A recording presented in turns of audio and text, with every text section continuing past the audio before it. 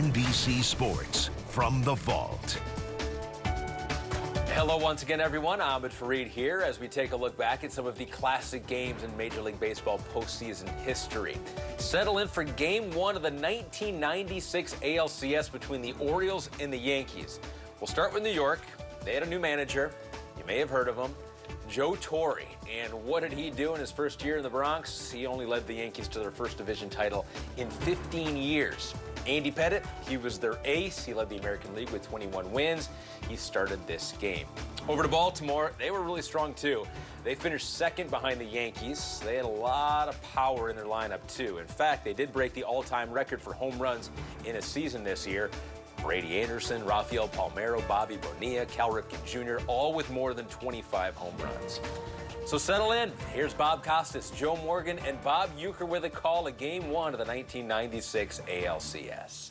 24-year-old Andy Pettitte, Cy Young candidate with a record of 21-8, facing the lineup that launched 257 home runs in the regular season, and then 9 more in the 4-game upset of the Cleveland Indians in the division series. Brady Anderson with 50 at the top of that lineup, and he hit 12 of them beginning the game. That broke Bobby Bonds' 1973 record of 11 leadoff home runs. And he did it to Charles Nagy of the Indians in the bottom of the first at Camden Yards in Game 1 of the division series.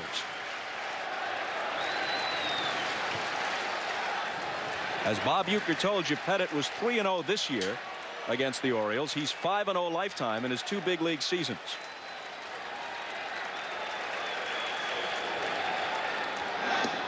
Anderson takes a strike. Larry Barnett is the plate umpire and crew chief. Dale Scott at first. Mike Riley at second. Dan Morrison at third. Left field line Rocky Rowe. Right field line Rich Garcia. All veteran umpires.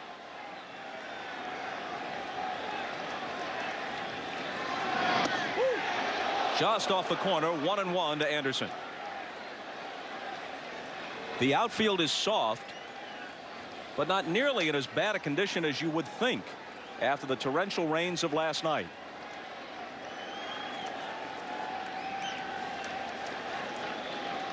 There was some talk that Paul O'Neill, given his sore hamstring, he's been struggling of late, wouldn't start if the conditions were treacherous. There's strike 2, but he is in right field for the Yankees against the right-hander Erickson, in part because he hits Erickson very well, and also because the conditions out there are not so bad that Joe Torre is overly concerned. Well, that's what he said before the game, Bob. He said he walked around the outfield. It's a little damp, but it's in good playing shape. The 1-2 pitch. Got him.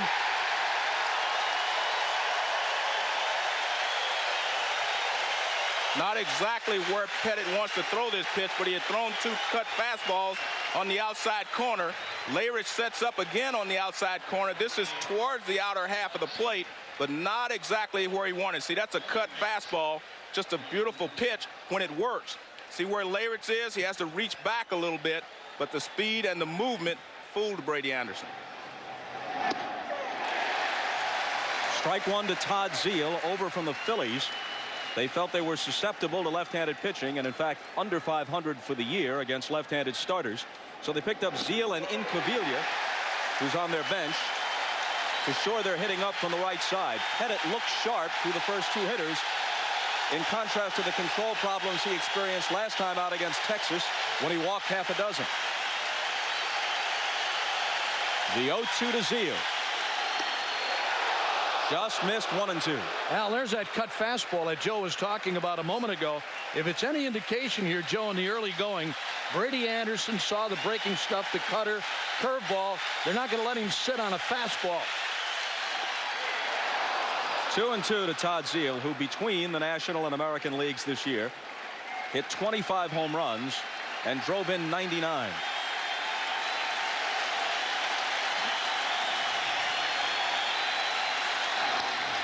Bouncing ball foul. He entered the postseason, though, in a terrible slump. Just 1 for his last 30. He managed 5 hits against the Indians, 4 of them singles. And when you look at Andy Pettitte, the reason that he has been a 21-game winner this year has been that cut fastball. Boggs is in front of it, juggles it for a moment, but has time to retire Zeal.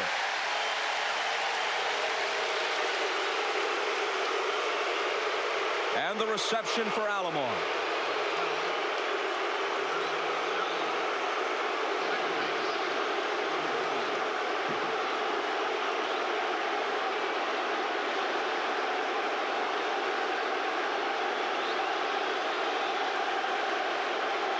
New York Mayor Rudy Giuliani, who was widely quoted as encouraging New York fans to turn their backs and respond with silence to Alomar. Booing's okay, as long as nothing comes flying out of the stands, as has happened in the past with other visiting players here. Bob, I was booed louder than that in my own home park, before that. I think it was just they're trying to be nice here. Well, let's say they're trying to be civil. I'm not so sure they're trying to be nice. Foul back, 1-2. Try getting booed like that in your own home park. That's really tough. That's where it's really bad.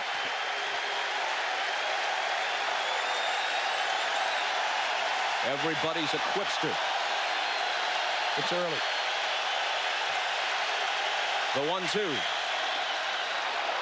2-2 to Alomar, who hit .328 this year with 22 homers and 94 RBIs. Played in the All-Star game for the 7th straight year, and yesterday was awarded his 6th consecutive Gold Glove. A called strike 3. Pettitte works a perfect first, Fanning 2. No argument from Alomar, and we'll be back. The great American outdoors are closer than you think.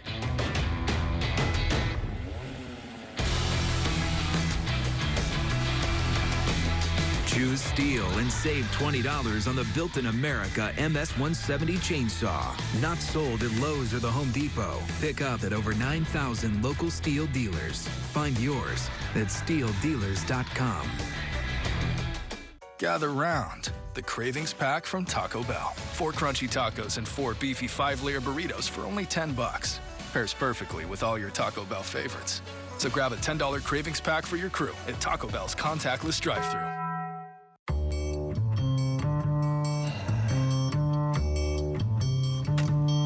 Here's a razor that works differently. The Gillette Skin Guard. It has a guard between the blades that helps protect skin. The Gillette Skin Guard. Ricky Fowler owns the island green. Finish for McElroy. On the tee. On the tee. Searching for a bumper cover replacement after yours disappeared on the freeway? Got it. What about that driver's side mirror that just fell off when you back out of the garage? Got it. Or a taillight your brother-in-law broke with his bad golf swing? Got it. At CarParts.com, we know the most important part of all is the one you need to get your car back on the road. We carry a huge inventory of parts, even collision parts, with savings of up to 50% off. All delivered to your door and covered by our 90-day satisfaction guarantee. Get the right part for the right price right now at CarParts.com. Meteorites are fun! Children are like meteorites, hurtling through space. They crash into things everywhere they go. So what do we do with our delicate items during these not-so-delicate years? Oh. Whoa! Well, those are my little meteorites. Public storage is clean, close, and ready now with limited contact precautions. First month's rent is just $1. Save up to 30% after that. To find a unit near you, text SOLID to 250250. 28-year-old Scott Erickson was 13-12 for the year. His ERA was over 5. The Orioles are the first team in history ever to make it to postseason with a team earned run average above 5 a game.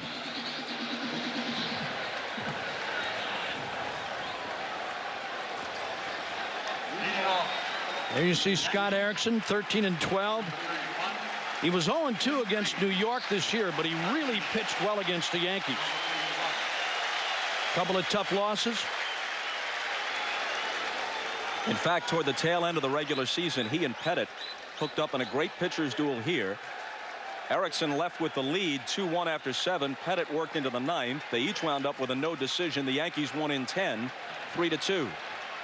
Rain steps in with Zeal on top of him at third base, and he taps it foul. There's that little sinking fastball I talked about at the top of the telecast, Bob. He's got a very, very good sinker. When he's right, he's going to throw a lot of ground balls. Got a very sharp slider, change of pace from time to time, but his sinker is number one. If you start to see Erickson getting in trouble, he starts to pitch upstairs.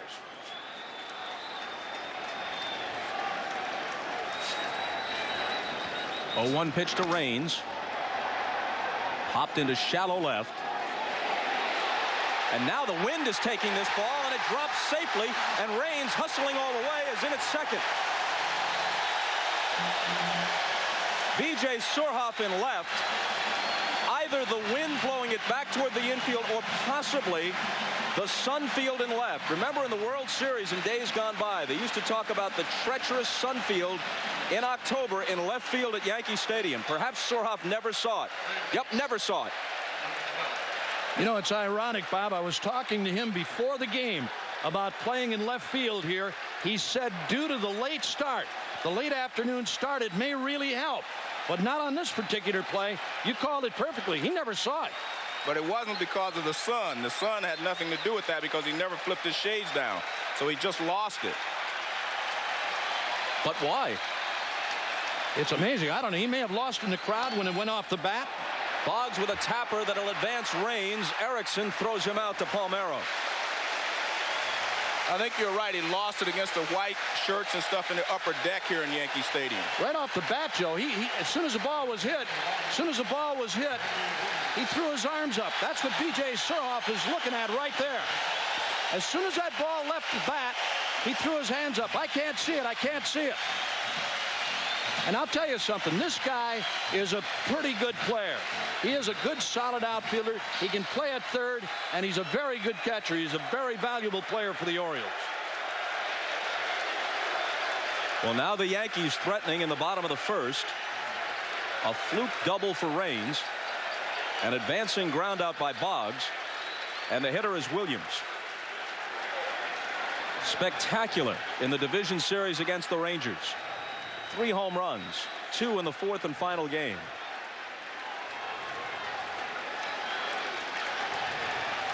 The infield, obviously, at this stage, will concede the run. They're back. And there's a called strike. There are only 2 places that Bernie Williams wants to make sure he avoids. That is hitting the ball back to the pitcher and also to Zeal at third base. Those are the only 2 spots on the infield that could keep Rains from scoring.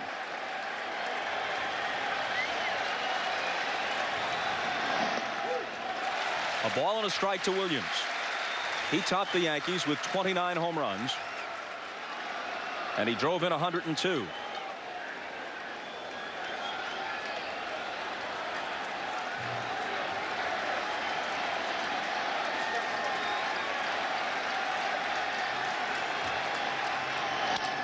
Bouncing ball to Ripken at short. The Yankees take the lead. Williams is thrown out.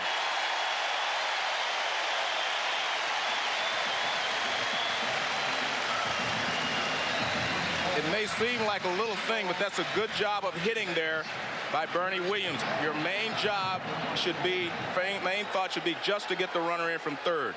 And he does that.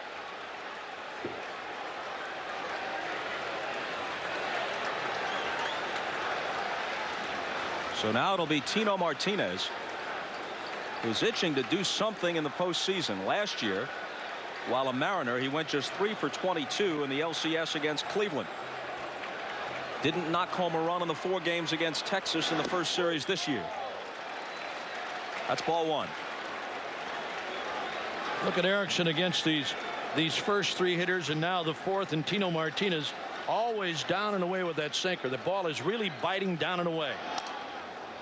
Fouled out of play. Erickson is 28 years old. He's 6'4" and 230. Born in California. Lives now in State Line, Nevada. He was 20-8 for the 1991 Twins.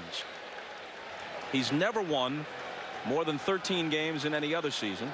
And that's how many he won this year, 13 with 12 defeats.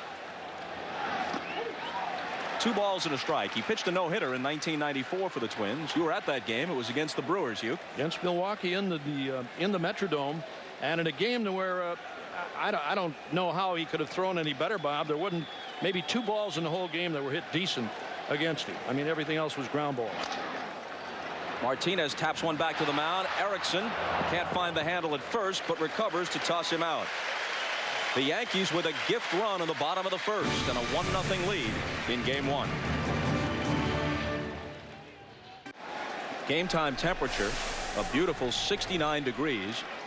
The sun was shining earlier, and about an hour or so ago, shining through the top of the stadium and into the eyes of the left fielder. Now the sun appears to have popped back out, but it was not out when Surhoff had difficulty with that ball. Exactly.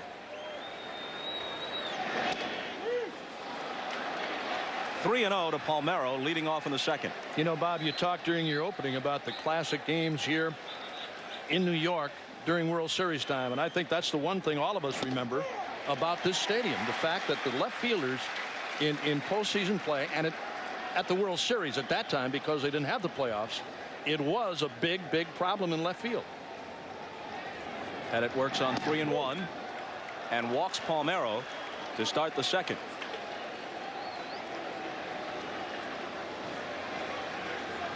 This is Pettit's 3rd postseason start in his career. So in one division series start against Seattle last year. Didn't do that well, left behind against Texas a week ago in the division series this year. A no decision, though, as it turned out both times. Well, the Yankees came back and won that game here in New York, game 2 of the series against Texas. But he was very wild. I mean, he pitched from behind throughout the game, walked 6 in 6 plus innings of work, left trailing 4-1, and they came back and won it for him. Not for him, but he was not involved in that loss. Switch hitter Bobby Bonilla from the right side. Usually he's the target of all the fans' scorn here in the Bronx, which is ironic because he grew up only about a mile from the ballpark here in the Bronx. Frequent visitor to Yankee Stadium as a kid. His mom still works at nearby Lincoln Hospital. He went to Lehman High School in the Bronx. But after a star-crossed, shall we put it, tour of duty with the Mets, where he didn't do himself any favors, had some run-ins with the press, and didn't come through in quite the fashion the Mets hoped before he was sent off to Baltimore, he became something less than a fan favorite in New York. They really let him have it every time he comes back with the Orioles to play the Yankees. But of course now the focus is on Alomar. The 0-1 pitch. A ball and a strike. And the Orioles have to be wary when they're on first base, simply because Pettit has a great pickoff move. He led the major leagues with 11, but he has a great move. Actually, sometimes I believe he balks, but he gets away with it most of the time.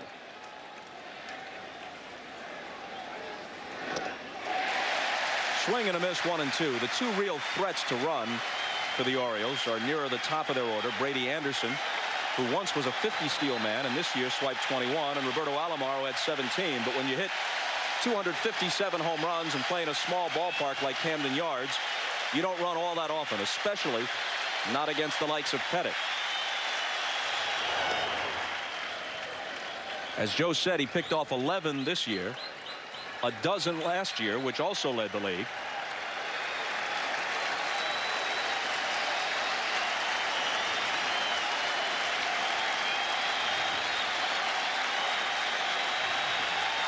His 1-2 pitch coming to Bonilla. A little pop-up on the infield. Pettit appears to be calling. Martinez is there along with Leyritz, and it's the catcher who makes the play. That is not the way you're supposed to do it. No, it isn't, Bob. That's one of the plays where the catcher has got to give way. I mean, Tino Martinez was hollering and calling for that ball all the way. Leyritz, you'll watch Jimmy. He took a look at Martinez coming down. He's hollering, I got it, I got it. That's where Leyritz has really got to back off. You got to get out of there. But look at Leyritz, stick in there, and he makes the catch on what could have been a very, very crucial play. But the problem is that Pettit goes over. He should be standing back yelling Martinez, Martinez. or yelling for Layers to make the catch. He shouldn't be involved in the putout. He should be standing there directing traffic. Half Nelson and a body slam will get Layritz out of there. And a strike to Ripken,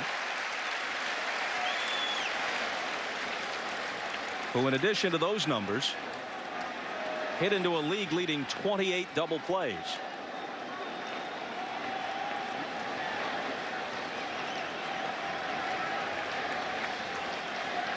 Palmeiro at first with one out on the second. 1-0 New York.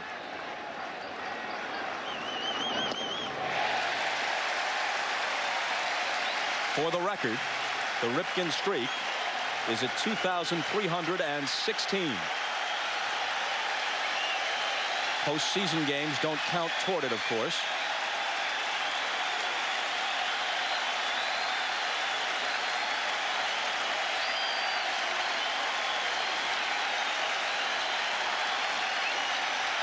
Pettit's ahead of Cal 0-2. Now see, that looked like it was almost a balk, but his upper body started toward the plate. Every time he goes over there, Joe, or makes a move toward the plate, that base runner's initial step is back toward the bag. Every guy. Watch his upper body. See, he started home, and then he went to first base.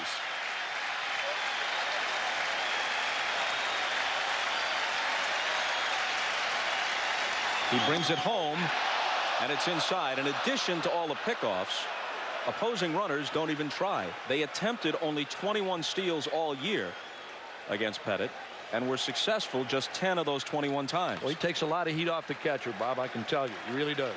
Well, there's an imaginary line drawn halfway between home plate and first base.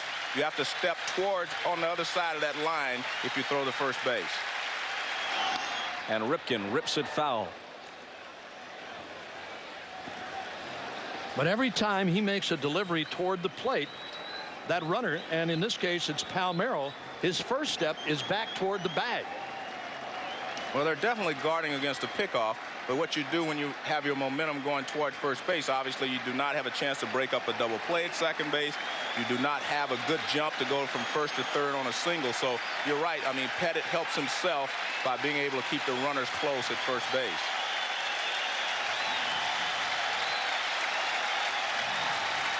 Another 1-2 pitch. And this one will make the seats. Watch again. Palmeiro stepping back toward first as Pettit makes his move to the plate. There it is, that little half step back toward the bag. The only good thing about it, keeps you out of a double play if the guy hits a line drive. You have to search to find a bright side like that.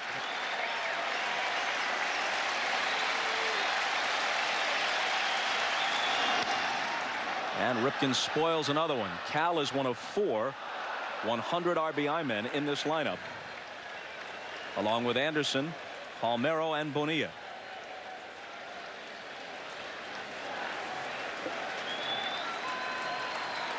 Throw in Zeal, who had 99 combined between the Phillies and Orioles, and Alomar, who knocked home 94.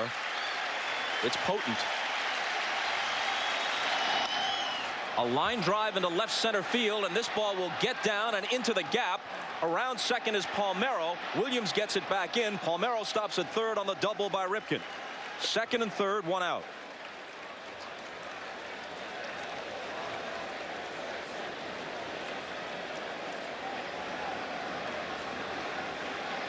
Well, he got 2 strikes on Ripken. This looks like a cutter that he tried to get inside. He missed with one inside earlier. Now let's see where this pitch ends up. Gets right into the middle of the plate, and it was a cutter, but it was in the middle of the plate, and they find the gap. Finds the gap in left center field. Nice play by Bernie Williams to cut it off and hold Palmeiro at third base and Ripken at second. Thank goodness for the rain yesterday. It may have slowed that ball down when it took its initial hop in the outfield. It did slow down. And now one of the great professional RBI men in an RBI spot, Eddie Murray, who cuts and misses. For his career, Murray has hit Pettit well, which really only means the last 2 years since Pettit came into the league. At this point, Eddie Murray has a little bit of trouble getting around on a really good fastball. He's a slider speed hitter. but if you leave one out over the plate, he can still crush it. I'll tell you what, if he's looking fastball, and he does, he's such a situation hitter now. If he goes up there and he's looking fastball, I don't care how hard you throw, he's going to hit it, Bob. He will. If you make a mistake, he'll hit it.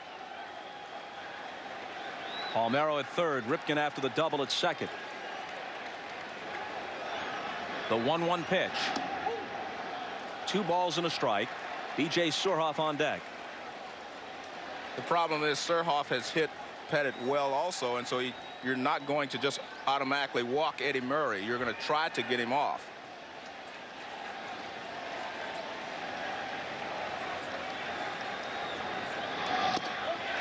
Two and two. Murray's lifetime home run total now at 501. Came back to Baltimore in time to reach the 500 plateau in the uniform where his career began.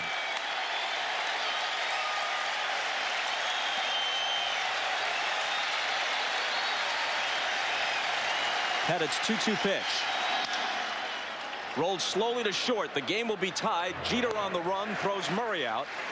Ripken moving up to third with 2 down. Murray gets the job done by hitting a ground ball to shortstop. Ripken moved over, took a chance. If the ball's hit a little sharper, Jeter would have had a play on him at third, but that's what Eddie Murray does best. He gets runners in from second, third, wherever they are. He's a great RBI man.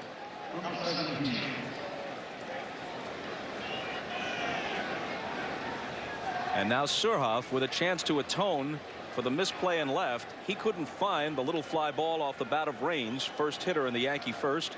It dropped for a double, led to the New York run. The Orioles have tied it, and a Surhoff base hit could give them the lead. He was born in the Bronx, grew up in Rye, New York, a bit north of the city. His father, Dick Surhoff, played pro basketball with the Knicks, teammate of Al McGuire's.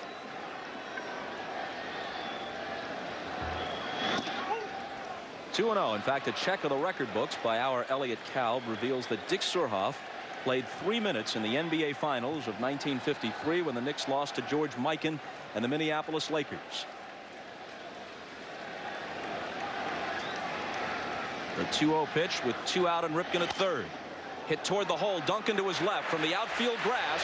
Throws him out. The Orioles tie it, but leave Ripken at third. Even at 1, middle of the second. On to the bottom of the second at Yankee Stadium. Orioles and Yankees tied at 1 apiece. Cecil Fielder, Paul O'Neill, and Mariano Duncan against Scott Erickson.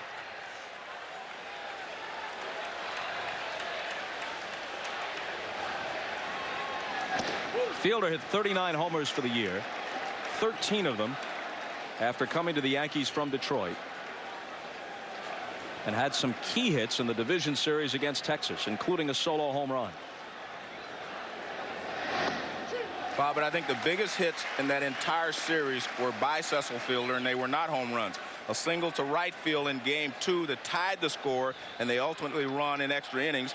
If they'd have gone down 2-0, they would have been in real trouble going to Texas. And then the game winner in Game 4 in the 8th inning in Texas was also a single. 2-0 pitch is in there. So a guy that's known for home runs can also cut down his swing when he needs a single to drive in a run in big situations. The sun, which at this time of the day can be coming from those stands behind first base into the eyes of the left fielder, keeps popping in and out from behind the clouds. On that pitch, the sun was out. A pitch before, it was not. That's what the left fielder is sometimes looking into. Dangerous pitch for Erickson on 3-1 to Fielder. And he walks in to start the second.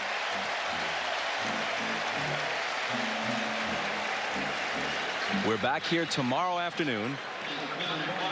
We're on the air at 3 Eastern time for Game 2. And it bears repeating. There is nothing not to like about afternoon October baseball.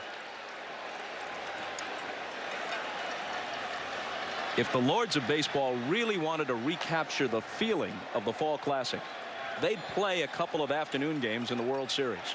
one in each city.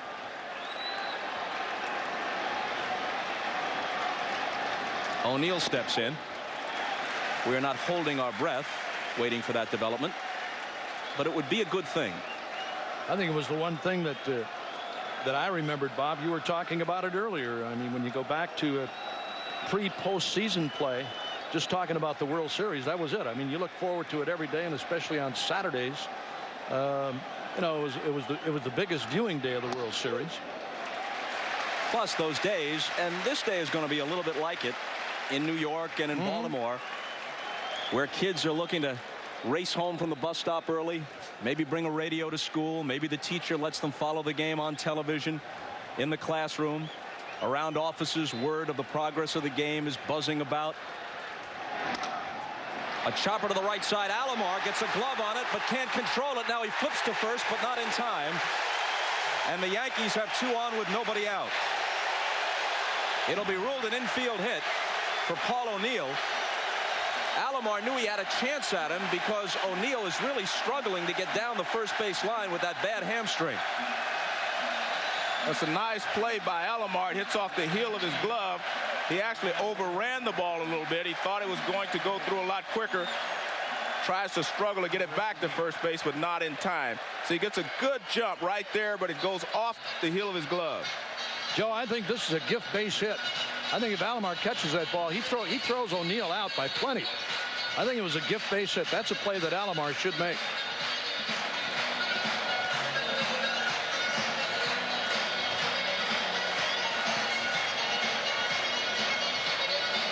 Fielder at second. O'Neill at first. 1-1 game in the bottom of the second. Duncan the hitter with Leyritz on deck. Is this a bunt situation, Joe?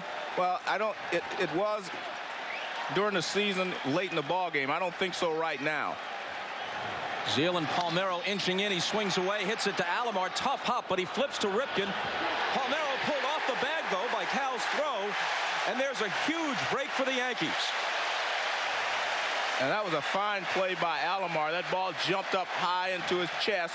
He fielded it, but he didn't take any time to get it over to Ripken. He backhanded the ball. Now watch it leaps up into his chest. He blocks it with his chest. Now look at the backhand throw while he's coming down. Perfect throw. Ripken had plenty of time. He just makes a bad throw to first base, and you can see he pulls Palmeiro off the bag. He goes back, but not in time. Good hustle there by Duncan. And you'll see Palmeiro. He comes off the bag. Now watch, he'll try to go back, but by the time he gets back, you see Duncan is across the bag. Well, and Scott Erickson here has done his job. He's throwing the ground balls. The one by Alomar that he bobbled, and now the bad throw by Ripken on what should have been a double play ball.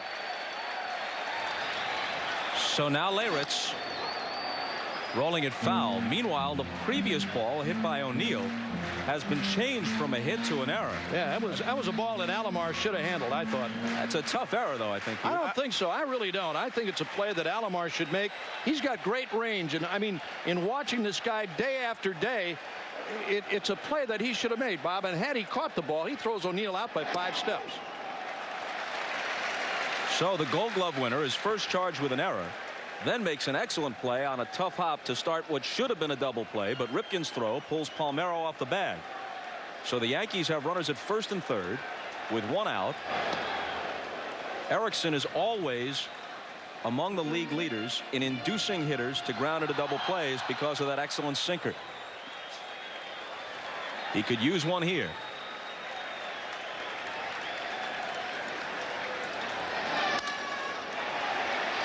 Zeal can't control it. Picks it up and throws to first in time for the out, but there was a double play ball. 2 in a row, in effect, thrown by Erickson, and his defense betrays him. Well, one thing to remember, the Orioles were not that good a defensive team the entire year. The Yankees were second only to Texas. And you see Zeal, he has the ball go off of his glove. He charged the ball, but he was trying to get in position to throw to second base, and the ball did take a pretty good hop. The one thing that happens when you have a pitcher like Erickson, you get a lot of overspin on the ball because you're hitting the top of it. So you get funny hops. That's what we saw in the ball that was hit to Alomar that bounced up into his chest. A lot of overspin on a good sinker coming off the hand of Erickson. So instead of being out of the inning, Erickson trails again 2-1, and Leyritz gets an RBI on the ground out. Derek Jeter hitting 9th in the Yankee order. Takes strike one. He hit .314 with 10 home runs. Hit leadoff part of the time, as low as 9th on other occasions. A lock for the American League Rookie of the Year.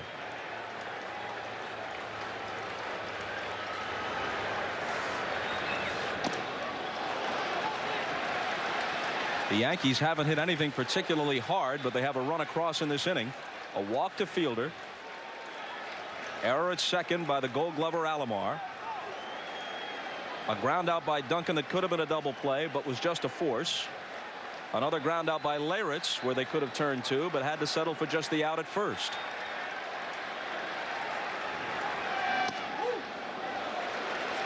I know this has happened to Joe Morgan probably 1,000 times. That in-between hop, there's really nothing you can do about it. It's almost like a catcher taking a 59-foot breaking ball. You got to try and block it with your body, hope you knock it down and keep it in front of you, where you're able to make a play on at least one runner. But they're tough to handle. 1-2 pitch. Ripken to his right. Long throw, tough play, and Jeter beats it out. Hit slowly, Jeter runs well. Ripken had to get rid of it quickly, and his throw bounced. And Palmeiro wisely comes off the bag to block it rather than risk it getting away and a run scoring. Here's another tough play. Good pitch by Erickson. He's doing the job.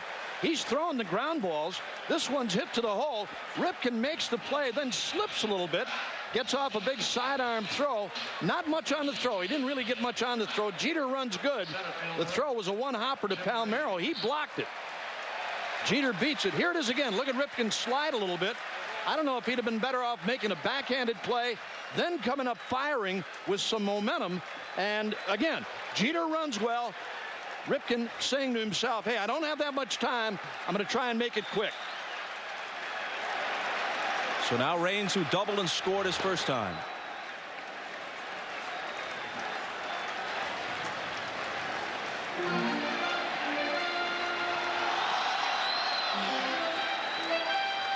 Raines had the pop fly double leading off the game against Erickson. Since then, every hitter who's put the ball in play has hit it on the ground.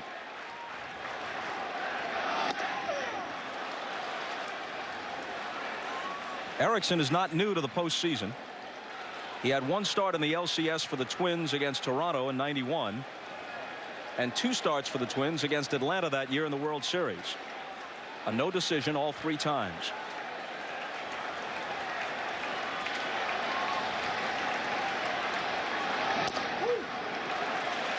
One and one.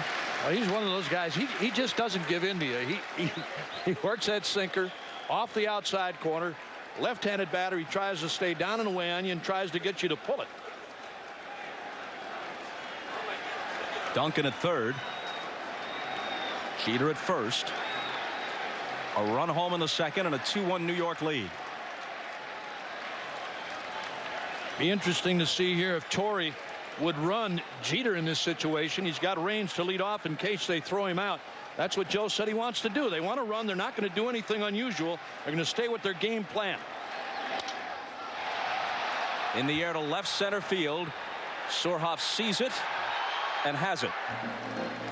The Yankees score a run. They leave 2 and after 2. New York 2, Baltimore 1.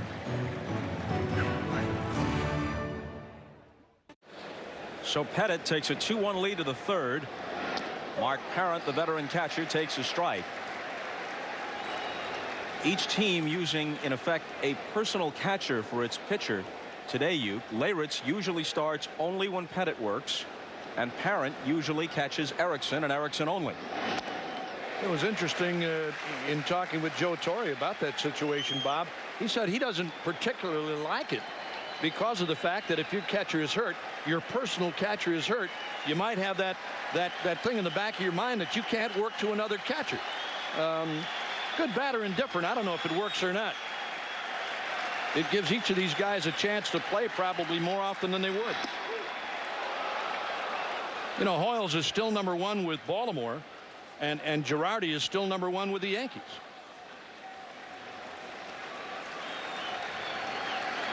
Not a big difference in those numbers right there. Not percentage-wise. But what happened was last year he was struggling. Pettit was struggling with Mike Stanley. Leyrich caught him a couple of ball games, and they won. And they were thinking alike on the same, in the 2-1 counts. They had the same pitch in mind, etc. So he had confidence in Leyrich, and that's how it started.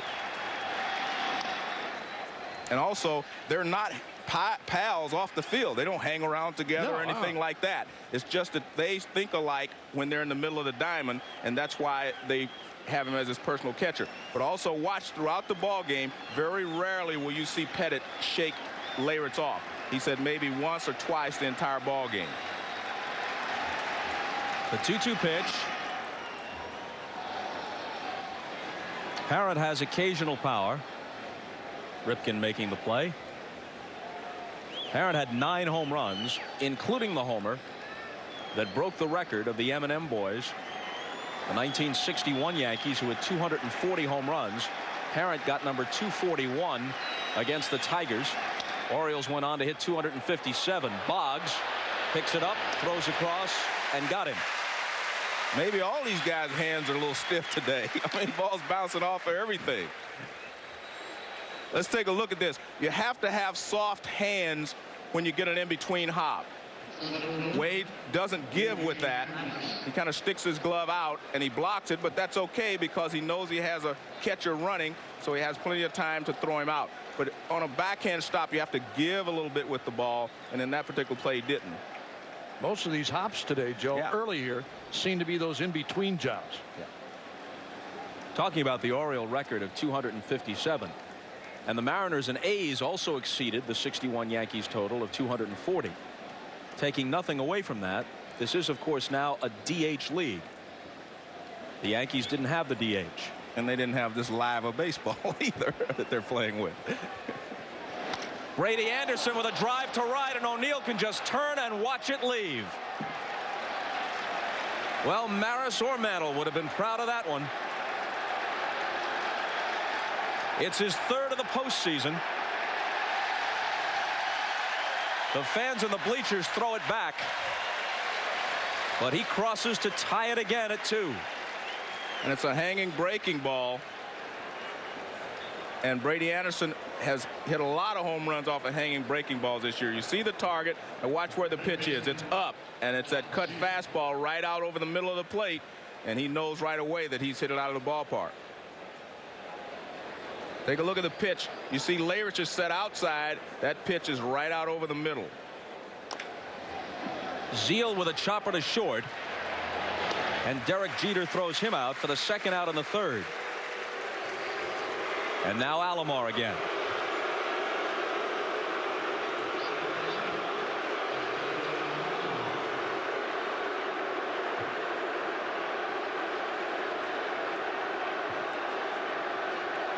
As long as it's this and only this, some lusty booing, well, that's fine. Struck out looking in the 1st. Committed an error a bit later in the field. Brady Anderson, who hit 50 for the year, and now 3 in the postseason, has tied it here in the 3rd. And Bob, I have to commend the New York writers for their stance in this situation. They basically said it's okay to boo, but don't be throwing things. And as we all know, sometimes writers can incite the fans, but they did a good job, I think, of trying to keep anything from happening other than booing. The 1-1 pitch. Hopped into shallow right. O'Neill in and toward the line to make the catch. Anderson's homer ties it, and after 2.5, even up at 2.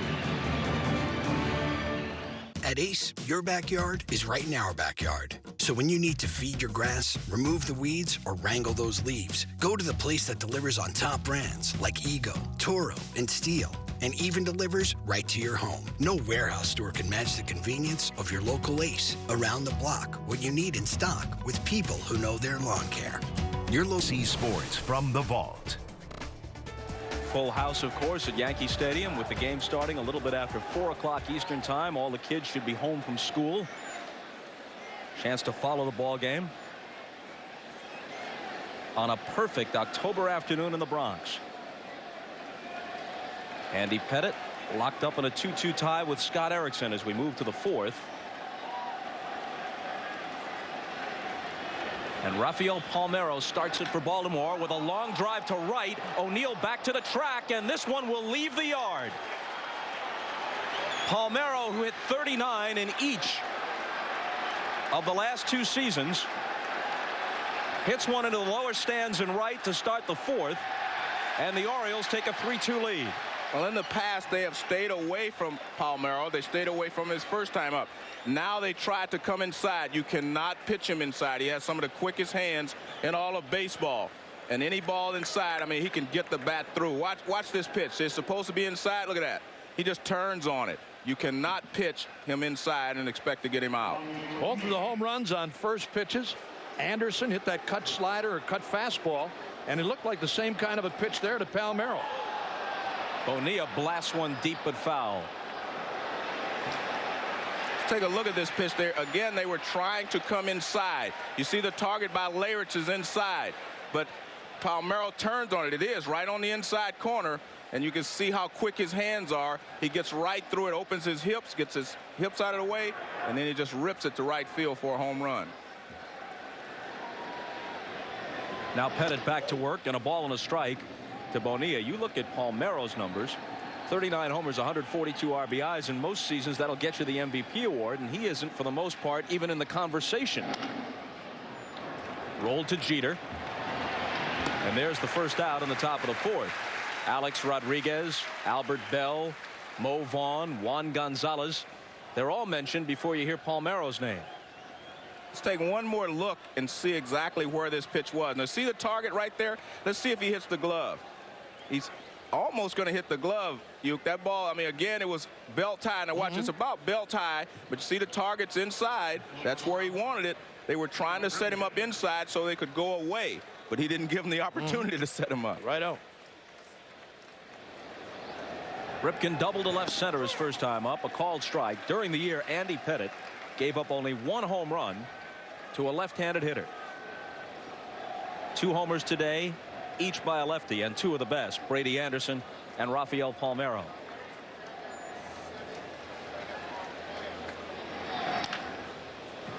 (0-2). I don't know how much of this is coincidence, but Pettitte is 11-1 with an ERA of 2.67 in day games. He's 10-7 with an ERA 2 runs higher, 4.66 at night. There it is. And he fans Ripken. Throwing breaking balls like that, I don't think it matters much whether you're pitching daytime or nighttime. That was a heck of a breaking ball, down low and inside, and Ripken went after it. Eddie Murray lifts one to left. Rain started in, now goes back.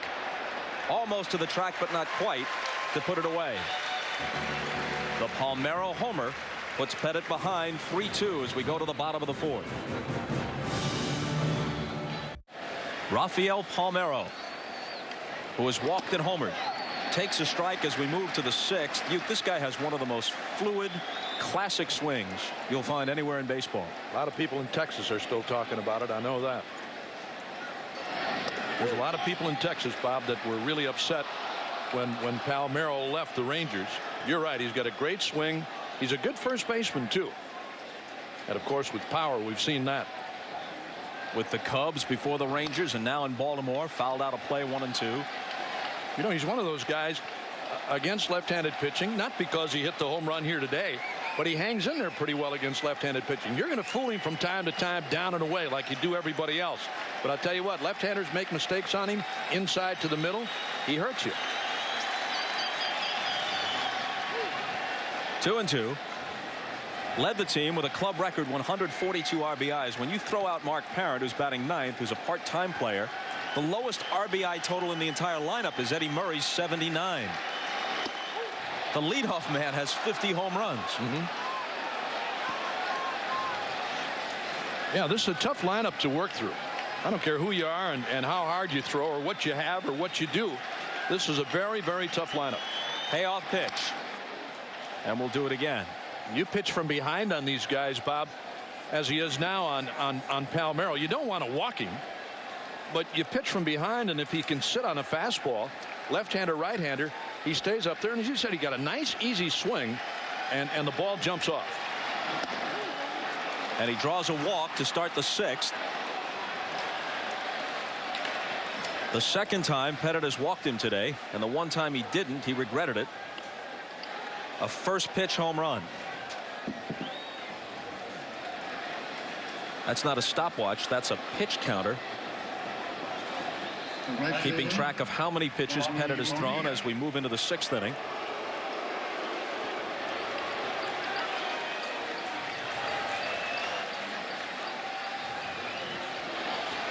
And that total would be 85 as of right now. Bonilla's 0 for 2. He said the turning point of his season came when the Orioles got Eddie Murray back. Murray became the DH, and Bonilla knew that he would play in the outfield and leave behind what for him was the dreaded DH role. And the numbers back him up. As a DH, he hit just .221 with 2 homers in 163 at-bats. But when playing the outfield, look at that, .304 with 25 homers. DH role is certainly a great role for certain players. But there are those guys who are young enough and want to play defense. I think it takes away from you. I really do. It doesn't keep you in the game. I think in Bonilla's case too, Bob, he was mad. He was angry all the time. Every time he came to the ballpark, every day he came to the ballpark, he was mad because he knew he was going to be the DH. Once you get yourself in the lineup where you're going to play defensively, it's a whole new story. It's a whole different story. On the other hand, it's one thing to have your preferences. It's another thing to be mad. When you're a big league ball player, you make good money, you're on a good team. Wraps it foul, and it holds at 0-2. He's not the only guy that doesn't like the DH role and I expresses understand that. himself. But you know what I'm saying, too. Oh, yeah, I understand and that. It's not just Bobby. It's lots of guys. A lot of guys. They make a quantum leap from mild annoyance to extreme anger and discontent. Well, whatever that means, yes. There you go. It's the way I'm beginning to feel up here. Here's the pitch. 1-2. Extreme discontent. It hasn't been entirely smooth sailing for Davey Johnson in his first year as the Orioles manager. Cal Ripken wasn't thrilled about a few games at third. Randy Myers wasn't thrilled about not always being the closer 100% of the time. Bonilla didn't like the DH. At mid-season, they were 12.5 back. In fact, they were a game under 500 on July 31st. And there was talk of deals that would have sent David Wells away and maybe this guy Bonilla. Hey, even B.J. Surhoff got involved in some of that stuff over there. He thought he was going there strictly to play third base. Then when they got Zeal, Surhoff became a sometime DH and sometime left fielder. Bonilla lays off, and it's 2-2. In fact, the way the story goes, Joe, at midseason, Pat Gillick, the highly respected GM, was ready to make some deals involving veteran players. And Peter Angelos, the owner, stepped in and said, wait a minute, we still got a shot at the wild card. We're one of the richest teams in baseball. We sell out every game. I don't want to gut this team. The 2-2 pitch. Tries to wait on the off-speed pitch and skies one to left. Raines is there for out number 1. Well, I'm going to have to disagree with you guys a little bit in that sometimes the player does know what's best. And I mean that because Bobby Bonilla knows what's best for him to help the team in playing, and I think it's proven that he was right by when they put him back as in the field, he actually performed better for the team. 3 runs, 4 hits, and an error for Baltimore. 2-4-0 for New York. Top of the 6th.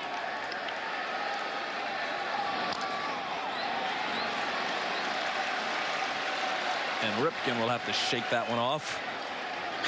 Could read his lips. Ow. Well, that cut fastball is down and in, and he hits it right off the ground. It actually gets his foot in the ground about the same time. But you can tell that it does annoy you to get hit off the foot. Did that hit him in the knee, Joe, again? No, that hit the foot. That was the foot. Hate that. The 0-1 pitch. A ball and a strike. Only 3 players played in every one of their team's games this year. Craig Biggio and Jeff Bagwell of Houston, and of course Ripken, keeping the streak alive with just 2 innings the last day of the year after the wild card was clinched in Toronto. 23-16 going back to 1982. Told us the other day that when he first came up as the rookie of the year in '82, the race in the AL East, it was just divisional play, no wild card, then goes to the final day against Milwaukee. The next year they win the division, they win the World Series against Philadelphia. He said, hey, I thought it would be like this every year. It's been 13 years between postseason appearances. Here he is again. And it's 2-1 pitch. Hit to the hole and through. Ripken's second hit of the day. 2 on with 1 out for Baltimore as Palmeiro stops at second. Well, if you're going to throw that cutter, you can't leave it out over the plate against these right-handed hitters. And watch Ripken reaches out to get this ball. See, it's over the middle of the plate, and he rips it in the hole for a base hit.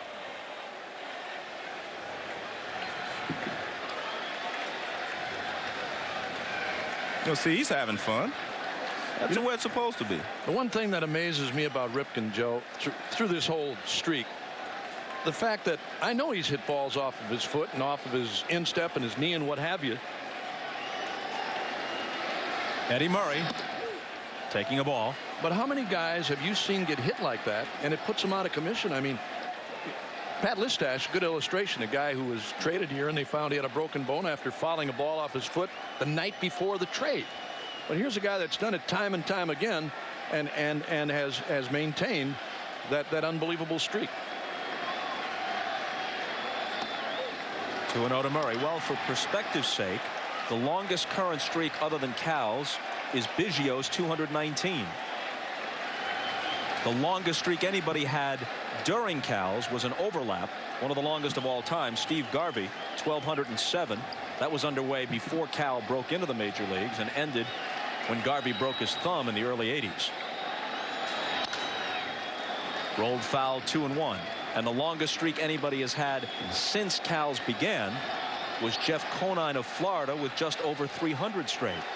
So no one else is even close. This is in the stratosphere compared to everybody else. I tell you, Bob, a couple of years ago, Jesse Orozco was pitching for Milwaukee, and he hit Ripken in the foot with a pitch that took him out of the game. And I thought to myself there was no way he'd be able to come back the next day. But he was there. He took infield, did everything. Murray's 0 for 2. And Pettit works on 2-1. Misses inside. 3 balls and a strike to the Oriole DH. B.J. Surhoff next. Let's take a look at these pitches that are just off the plate inside to these right-handed hitters. And you see Lehrich is set up inside, and that ball is just off the plate inside. He's missing by about 3 or 4 inches, and that's causing him a problem here. And now, with the walk, the bases are loaded. Well, in the 5th, the Orioles threatened to put some distance between themselves and the Yankees, but they couldn't add to their 3-2 lead as Pettit stranded a couple. Now, with 2 walks and a Ripken single thrown in, Stottlemyre comes racing to the mound. David Weathers getting up in the New York bullpen. Pettit in his opening assignment against Texas, Bob, 6+ innings. He walked 6 in that game and left trailing by a score of 4-1, only to have the Yankees come back and win for him. Not for him, but come back and win the game.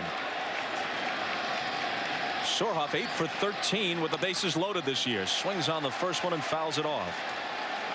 And one of the reasons that he has hit so well against Pettit is because Pettit keeps that ball out over the plate away from him. BJ likes that ball out there. You have to come inside and keep him honest every once in a while.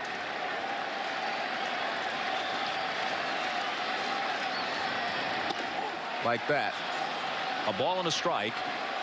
Surhoff is 0 for 2. Duncan made a nice play on him from the outfield grass and right his first time up. And then Martinez made a brilliant play, robbing him of a double with a dive at first base in the 5th.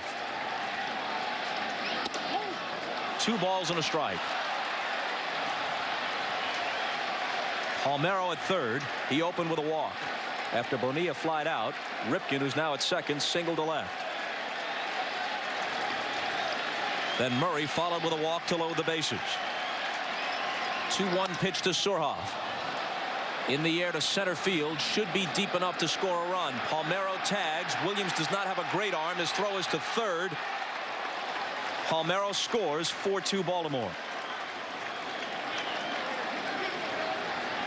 Well, Surhoff gets the job done because you definitely want to make sure you give yourself one more run, kind of an insurance run. A base hit, of course, is what he was trying to get, but the Orioles will settle for the fly ball. You see, they congratulate him for getting the job done. Now Pettit has walked 4 in this game, and 2 have scored now. 2 of the 4 walks have scored. Both have been Palmeiro.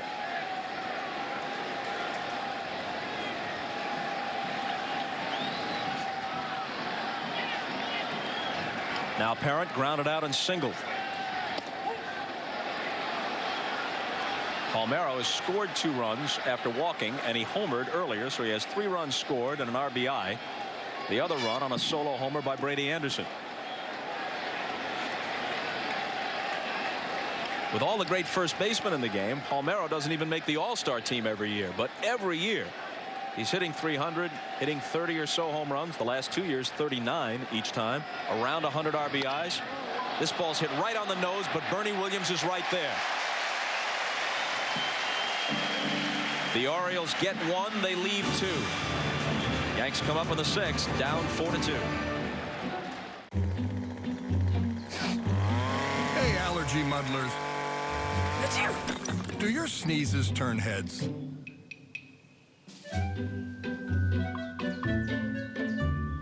Try Zyrtec. Zyrtec starts working hard at hour 1 and works twice as hard when you take it again the next day. Zyrtec, muddle no more. And try Children's Zyrtec for consistently powerful relief of your kids' allergies. All right, I got everyone's favorite subs. Tuna for JJ, turkey for TJ. Turkey for JJ? Tuna for TJ. This is why we named your brother Derek. Get a free footlong. Yup, free. When you buy one on the Subway app. Order now. Renee dips heavy, Desmond extra light, and Courtney counterclockwise. So while each drop of Maker's Mark is consistent, every hand-dipped bottle is as unique as they are. Relive the greatest moments in sports when NBC opens the vault. Celebrate the classics every night this week in primetime on NBCSN.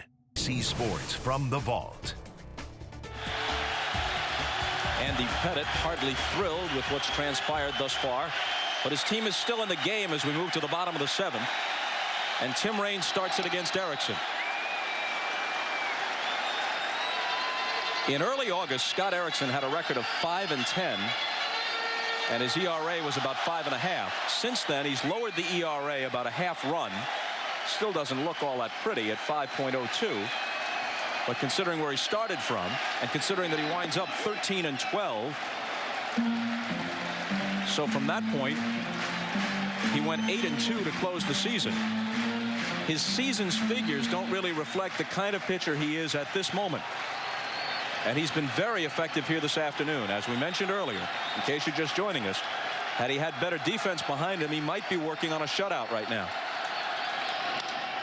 Raines lifts one to right, and Bonilla scarcely has to move. Speaking of Bonilla, let's go back to the last out in the top of the 7th. He swings at this 3-0 pitch. Bob, if you're going to swing 3-0, you want to pitch right in there that you can drive. He ends up swinging at one low and away that he can't really drive. Otherwise, you should take this pitch. Watch where the pitch ends up, down and away. You can't do anything with that other than what he did, pop it up. But if you get that ball in the middle of the plate, he can drive it. Take a look at this pitch. See how he reaches for it. I mean, if you're going to swing 3-0, you have to get a pitch you can handle and hammer someplace. But when you let a free swinger swing 3-0, that's what you get sometimes. So now Boggs 0 for 3 today, 1 for 15 in the postseason, and doing it all through clenched teeth with that troublesome back. I have never seen Wade Boggs swing the bat as poorly as he has, this last 2 series. He's a great hitter. I agree with what you said earlier, Joe. I mean, when you get to a certain point, pain-wise, where you're not helping anybody, you're hurting your club by keeping yourself in the lineup. It gets to that point where you got to say, I don't think I can go today. On 4 pitches, he draws a walk. That's his first walk of the postseason, which also is uncharacteristic. Usually, he mixes 100 or so walks in during the season, so he has a very high on-base percentage to go with the 300-plus average.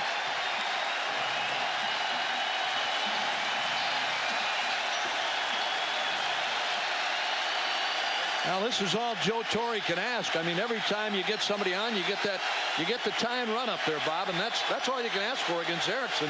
He's pitched a heck of a game tonight. You can't take it away from him. You have the sense with the way Erickson has pitched, and with the 2 home runs by the Orioles, Anderson and Palmeiro, and with all the base runners the Orioles have had the last few innings, that they've dominated the game. But again, the Yankees put the tying run at the plate with only 1 out, and there's a strike to Williams.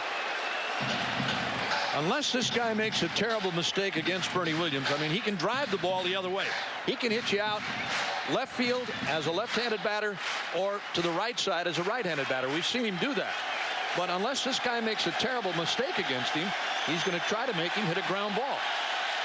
As you see, a disproportionate number of Williams homers were hit right-handed. Tap foul, including 2 of the 3 he hit in the division series. When you consider on average a switch hitter will get about 1/3 of his at-bats from the right side, if that, and that Williams hits 16 of his 29 homers right-handed. Yeah, he is, like a lot of natural right-handers, he throws right-handed, a more powerful hitter from that side. I talked to him before the game about that, and he said basically if he gets a lot of at-bats from the left side in a row, he feels just as comfortable from the left side. Erickson's 0-2 pitch. Hit well to right. Bonilla back. Bonilla leaping. And did he hold on? The ball comes out. The ball comes out. And the Yankees are going to have runners at second and third, provided Boggs gets there, which he barely does.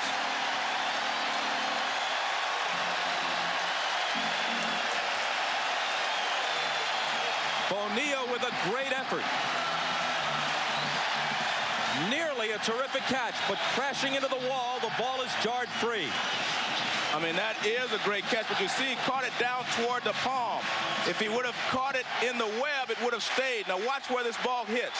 Hits right in the middle of the glove, and that's the worst place to hit a guy. Watch, right there in the middle. See, he can't close his glove around it. He hits the wall, and it bounces away, and no one knows what to do because it looked like he made the catch. And Williams almost catches up with Boggs, who had to wait between first and second to see if Bonilla caught it. And then Boggs was barely able to beat the throw into third. Bernie Williams for a moment thought he caught that ball, Bob, and as he went around the bag, once he realized and once he saw the ball drop, that's when he really lit out for second and pulled up very quickly because Boggs was just turning the bag. Going to be all for Erickson here. In comes Orozco. Watch this bizarre play. Bernie Williams hits a line drive. He doesn't get it up high enough. It appears that Bobby Bonilla makes the catch, but Bernie Williams is not sure. Now he knows that it's a hit, but he can't run past Boggs. But the bench is where all the excitement is. Now watch, they get up, they think it's gone, they see it's not gone. Watch Paul O'Neill right here. He says he caught it, and then Cecil Fielder says no, and he's the only one that's right.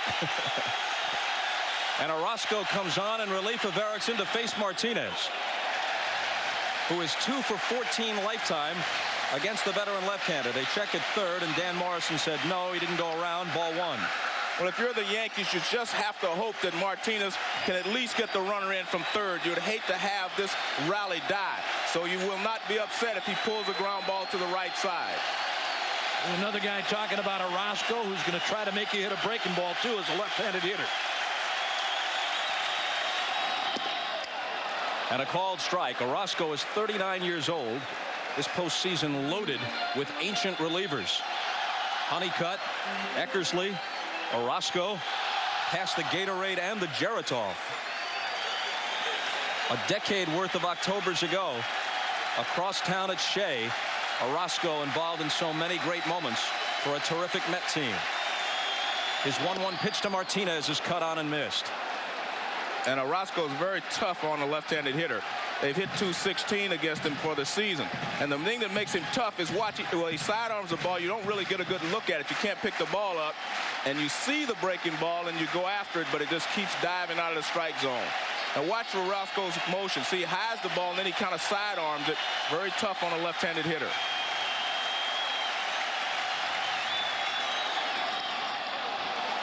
And Martinez stays alive against Cleveland. Orozco had a disastrous outing. Couldn't find his control. Walked 3, hit a man. Pitched an inning, giving up 4 runs. Took the only loss that Baltimore absorbed in the 4 games against Cleveland.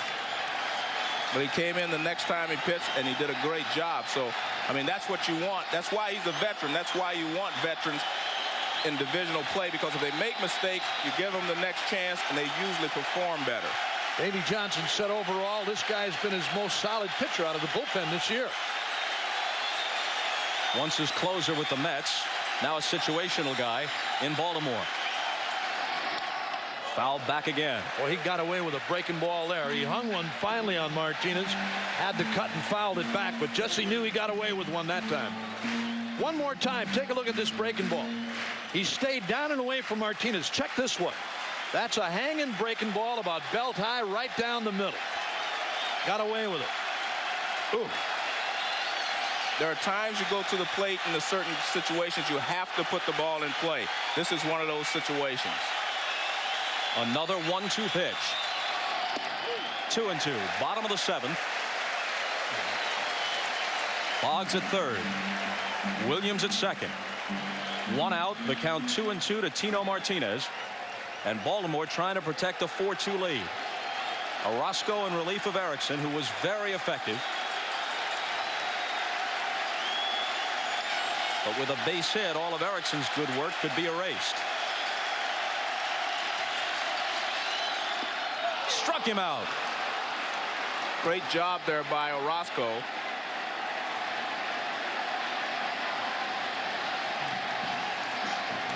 Well, we'll take a look. It's another breaking ball. It starts in the strike zone, which is what you want, and then it breaks out. So it's a strike until he starts to swing, and it breaks out of the strike zone. Nice pitch here by Orozco. Again, it's difficult to pick him up, but there are times, again, you have to put the ball in play, and Tino did not do that. Well, you got Cecil Fielder up. I don't think they're going to walk him, personally. Well, it would put the lead run on, and Parent is holding the arm out. Paul O'Neill, a left-handed batter, is due next. Well, I think it tells you, Bob, how much confidence Davey Johnson has in this guy, really. I mean, he's got O'Neill coming up next, and unless Joe Torre does something drastic, that's who Orozco is going to face. Well, there are tough decisions to be made as a manager, and I think this is a tough one coming up for Joe Torre right here. Do you let Paul O'Neill hit against Orozco? If it's me, I say no, but I'm not the manager.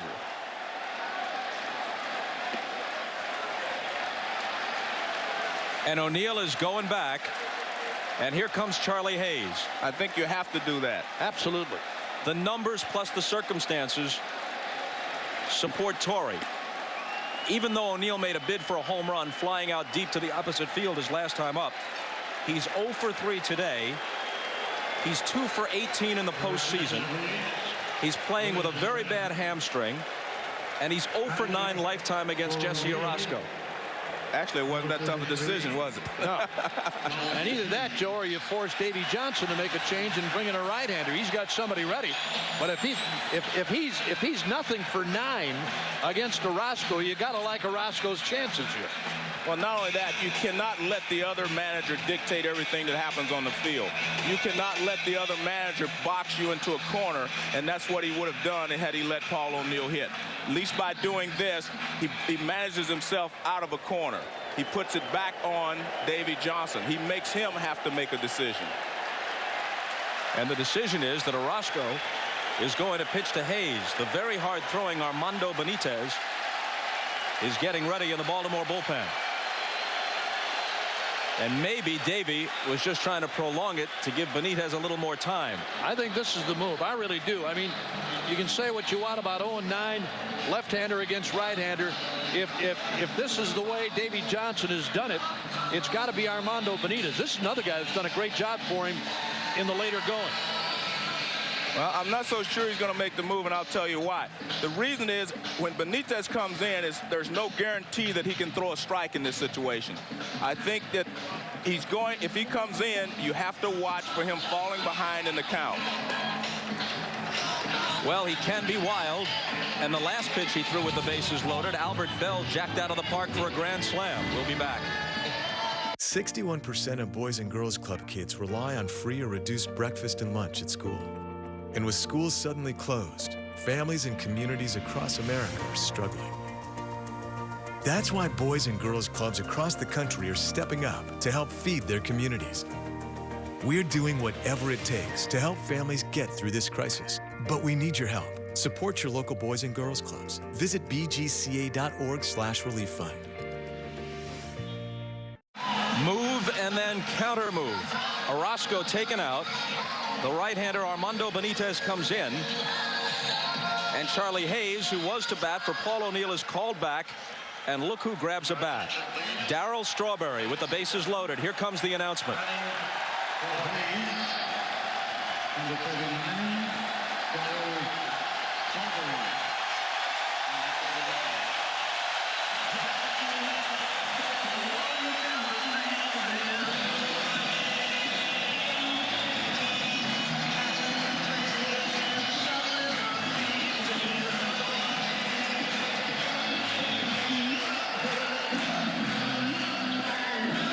As good a player as Bernie Williams is, one of the best all-around players in the American League, I think it's fair to say that this Yankee team, unlike the teams of Ruth and Gehrig and DiMaggio and Mantle and Reggie Jackson, this team has no real focal point. The guy, even though he may be past his prime and he's not a regular, the guy who has the most presence on this team, the guy who can electrify a ballpark when he walks out of the dugout in a big situation, is still this guy. Say anything you want about him. His presence is a dramatic one, and in this situation, what more could you ask for? Bottom of the 7th, 4-2 Baltimore, bases loaded, 2 out. Ball 1 up and in. Benitez yielded a grand slam to Albert Bell in the division series. When they say he shook the catcher off several times with slider calls and just wanted to go mano a mano with Bell and challenge him with that great heat. Benitez throws in the mid-90s, but Bell turned it around. 2-0. Just as you said, Joe, if you worry about the control, now he's behind 2-0. I was going to say, Joe brought up a great point before in saying bases are loaded, no place to put this guy. Joe is Strawberry now as the hitter. Right. Well, you're up there looking for number 1 now. He's down 2-0. Well, you look for a fastball in the middle of the plate, not one you have to reach for. But I want to make another point. All these moves that have been made, Bob, are not just for today. They're for the remainder of the series to tell them how they're going to play against each other. The 2-0 pitch in there. Strawberry has 6 career grand slams. He had a 2-homer game against the Orioles at Camden Yards earlier this year. That was a great fastball right there, though. That had some hop on it. And he cuts and misses 2-2. It's Strawberry now looking for heat, and this guy bringing it. Here it is. Well, this is a tough pitch for Strawberry. He does not like the ball in. That's a fastball in. He likes the fastball out over the plate. He's about a click and a half late on that one, too, Joe. The 2-2. Oh, it didn't miss by much. Bonilla is almost on the warning track in right, and where else would he be?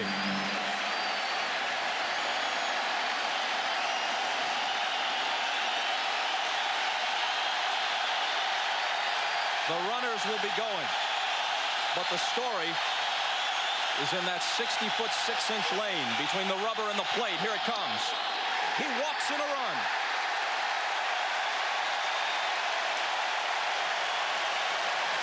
And that's what you always fear when you go to the bullpen to bring in a young pitcher. You never know if he's going to be able to come in and close out the inning. That's why I thought he might have stayed with Orozco a little longer, even though Hayes was up. You see this pitch well off the plate inside. But you have to give Strawberry credit. He did not chase anything out of the strike zone. And the bench knows how important that one run is right there. Plus more pressure on Benitez now. Mariano Duncan, notorious first pitch hitter, not a patient hitter, steps in and commits himself on the first pitch. In 400 at-bats this year, Duncan walked only 9 times in the course of hitting .340. Well, everybody knows it. I mean, you start this guy off. If you start this guy off with something out of the strike zone, close out of the strike zone, he's chasing. But he's also a hacker. He'll hit balls down and away. He'll hit some of the ungodliest pitches you ever saw. Lays off that one, a ball and a strike. Orioles 4, Yankees 3, bottom of the 7th. Game 1 of the League Championship Series.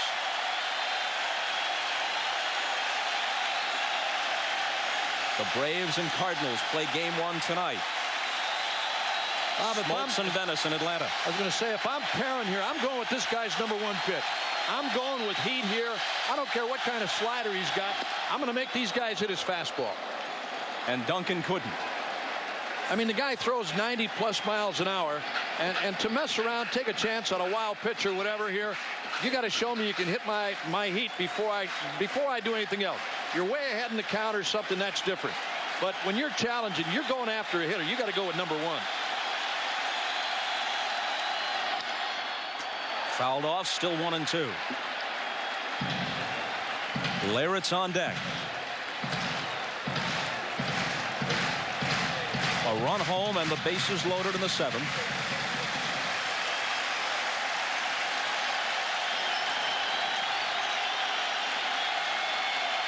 Ernie Williams, Cecil Fielder, Darryl Strawberry, and Duncan fans to end it. They score 1 but leave them loaded. 4 3-0s. I wanted more from my COPD medicine. That's why I've got the power of 1, 2, 3 medicines with Trelegy. The only FDA-approved once daily 3-in-1 COPD treatment. Trelegy, the power of 1, 2, 3. Trelegy, 1, 2, 3. Trelegy. With Trelegy and the power of 1, 2, 3, I'm breathing better. Trelegy works 3 ways to open airways, keep them open, and reduce inflammation for 24 hours of better breathing. Trelegy won't replace a rescue inhaler for sudden breathing problems. Trelegy is not for asthma. Tell your doctor if you have a heart condition or high blood pressure before taking it. Do not take Trelegy more than prescribed. Trelegy may increase your risk of thrush, pneumonia, and osteoporosis. Call your doctor if worsened breathing, chest pain, mouth or tongue swelling, problems urinating, vision changes, or eye pain occur.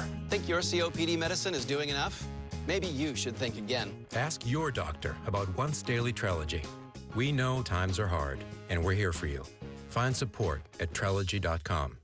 Join us this weekend on NBCSN for a look back at the Premier League's greatest moments, unforgettable plays, and title-clinching performances. Just staggering! Premier League mornings, this weekend on NBCSN.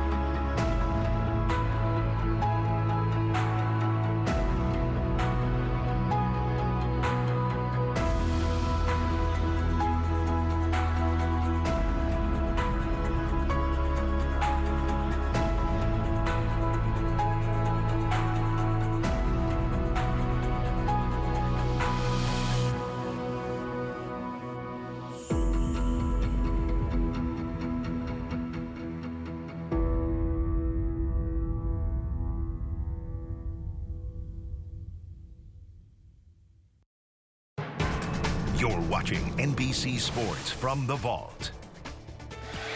Armando Benitez in the 8th to Jim Leyritz, who swings and misses. Changes Tony Tarasco is in right field, and Mike Devereaux is in left, defensively for the Orioles.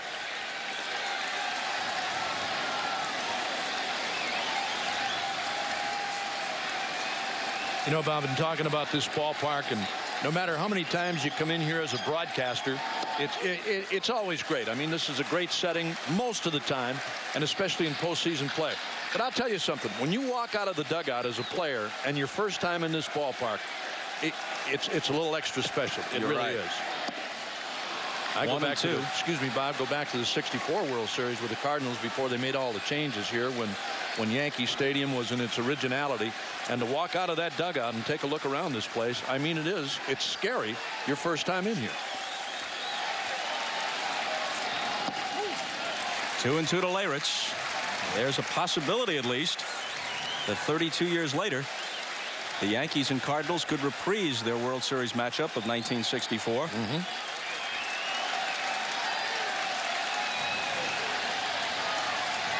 Jeter next, and then Raines, and the 2-2 pitch is a called strike 3.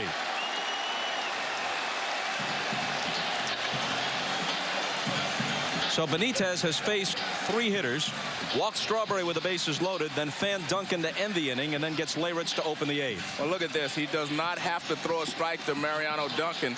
I mean, he was all over the place, up with the fastball, fouls it. That's a strike. Now he chases out of the strike zone.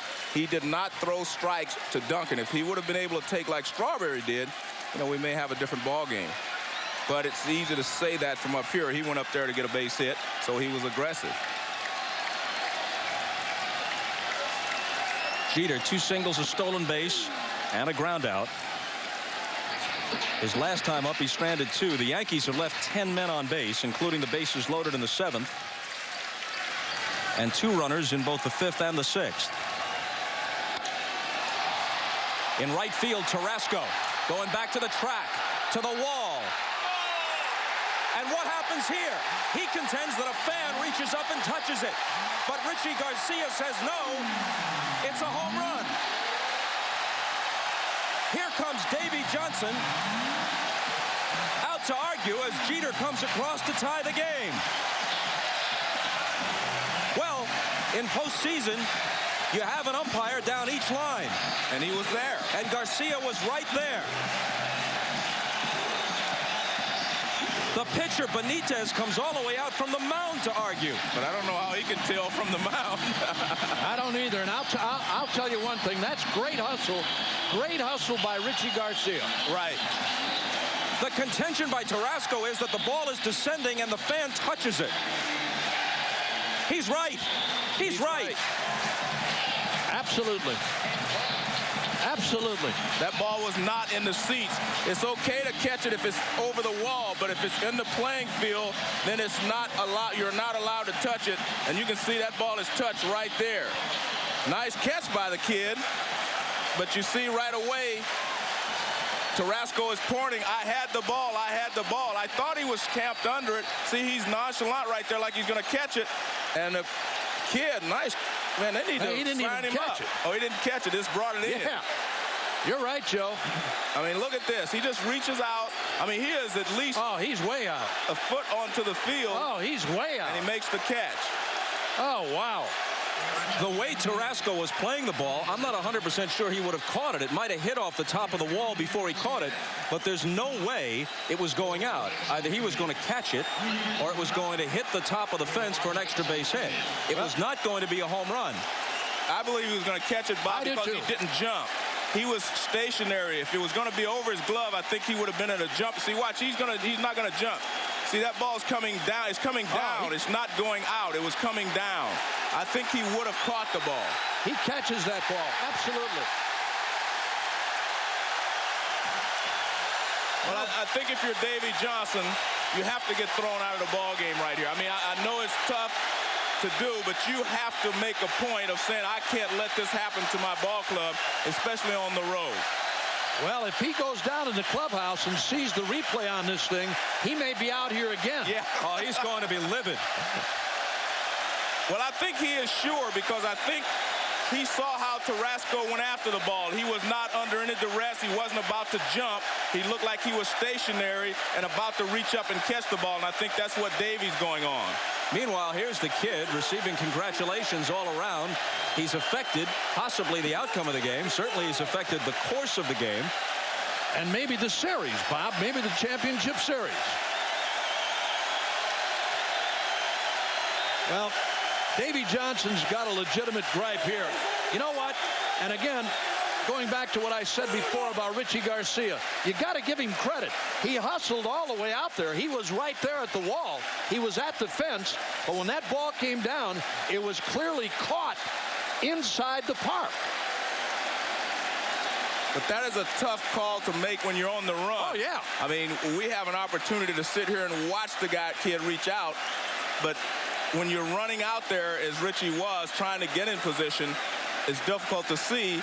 But again, I mean, it's just one of those plays. See, Tarasco's still moving back, so you know Garcia has to be on the run. He's trying to get out there as well.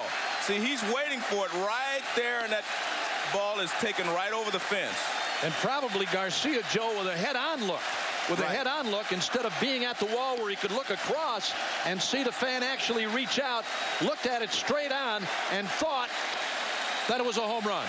So Jeter drives it to the opposite field. Tarasco all the way back to the fence. And as he prepares to make the play, the youngster reaches out with the glove and pulls it into the stands. If Garcia saw it that way, he's empowered to call the hitter out if he thought Tarasco would make the play. We'll get one more look at this. Here's the angle that Richie Garcia was looking at right here. This is what I talked about a moment ago. He was looking straight on, just like we are, and may have thought that ball hit the top of the wall, Joe, or that the glove was not extended over the wall itself, and called it the home run. He was right there. Tony Tarasco is livid. Richie Garcia was right there. Tie game at 4, and now Raines with a shot to right that could be extra bases. He's around first. Tarasco from the track with a good play to hold Raines, who still runs well, to a single. You're right, Timmy Raines still runs well, but talking to him before the game, he said he still has a slight problem with his right hamstring, because in this type of a ball game, I think Timmy Raines would have tried to stretch that into a double. The Orioles are playing the game under protest. But a protest never is upheld in a situation like this. It's a judgment call situation. Yeah. You have to blow a rule for a protest to have any chance of being upheld. Yeah, you can't protest a judgment call. You can't win that. That's a judgment call. If Tarasco, for the sake of argument, had jumped over the fence and reached out and a fan had interfered and battled him for the ball, that ball's live. He doesn't have any call for an interference call there. If a first baseman or third baseman or catcher reaches into the crowd on a foul ball, then it's kind of a jump ball situation. But when the ball is in the field of play and the fan reaches over, and if the umpire sees it that way, he can call the hitter out if he feels the play would have been made without the interference. And you see, that's Brady Anderson and Tarasco. Brady was looking at an angle, and Tarasco is saying to him, look, I had the ball. I was going to catch it. I mean, it's one of those plays. Well, it's not the first time we've seen it happen, and it's not going to be the last. Unfortunate, but it's a run. It's a home run. Pat Dobson, the Orioles pitching coach, went out there with the two left-handers, Arthur Rhodes and Randy Myers, warming up in the pen. Armando Benitez got out there before Davey Johnson did. He was flying. So now the hitter is Boggs, who's 0 for 3 with a walk. Raines at first. The tying run home on the disputed home run by Jeter. And a strike to Boggs. 1 out, bottom of the 8th. The Yankees with single runs in the 7th. And then 1 here in the 8th to tie it at 4 apiece. Neither Erickson nor Pettit will be involved in the decision now. And this has been a trademark of the Yankees during these playoffs, scoring late in the ball game against the opposition's bullpens. Andy Etchebarren, one of the coaches, the former Oriole catcher, is managing the team now, with Johnson having been ejected. And I would imagine by now Johnson has been at least told by several people who saw the replay that he had a heck of a case. John Stearns there, former Mets player.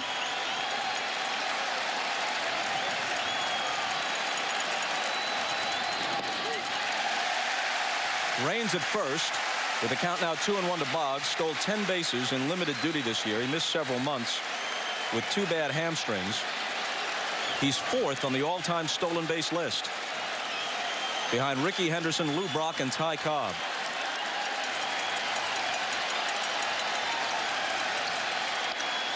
Fouled off 2-2. You watch Boggs hit here, Joe, and we've talked about him probably with a back problem.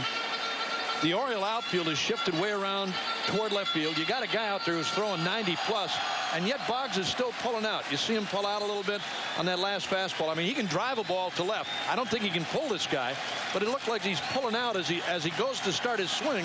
He's pulling that front foot out. And I think, again, part of that is probably because of his back. You know, he's trying to help get the bat through the zone, but he's using his body to do it. Bernie Williams is on deck. The 2-2 pitch with Raines going. A bouncer up the middle. Alomar misses Raines, throws to first, and gets Boggs. That is a great play by Tim Raines, to have the presence of mind to be able to avoid a tag. He's on his way to steal the bag, and he runs right into Alomar. See, he's stealing the bag. He's not even watching the ball. He looks up, he sees where it is. Now he's able to avoid the tag by Alomar. Alomar quickly throws to first base to retire Boggs.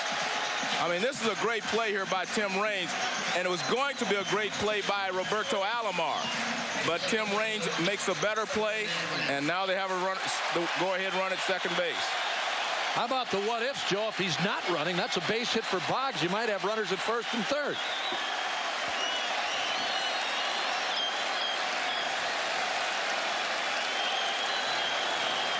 First base open now, and Williams will be walked intentionally. Well, the scouts watch Williams against Texas, and they say we're not going to let him beat us. And that's what Baltimore has decided to do in this situation.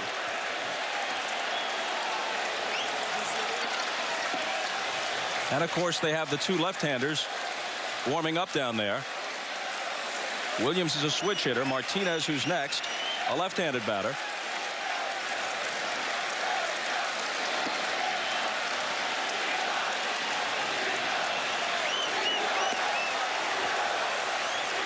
Myers was up a moment ago. Then he sat down, replaced by the right-hander Terry Matthews. The lefty is Arthur Rhodes. Well, Randy Myers was up because they had a lead going into the 8th, and he thought he would finish the 9th if they still had the lead. He is their closer.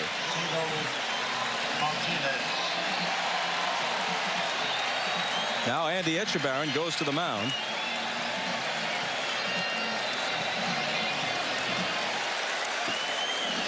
Andy Etchebarren caught Dave McNally 30 years ago today when McNally outdueled Drysdale 1-0, and the Orioles completed a sweep of the Dodgers in the World Series on a Frank Robinson homer. He goes to his pen.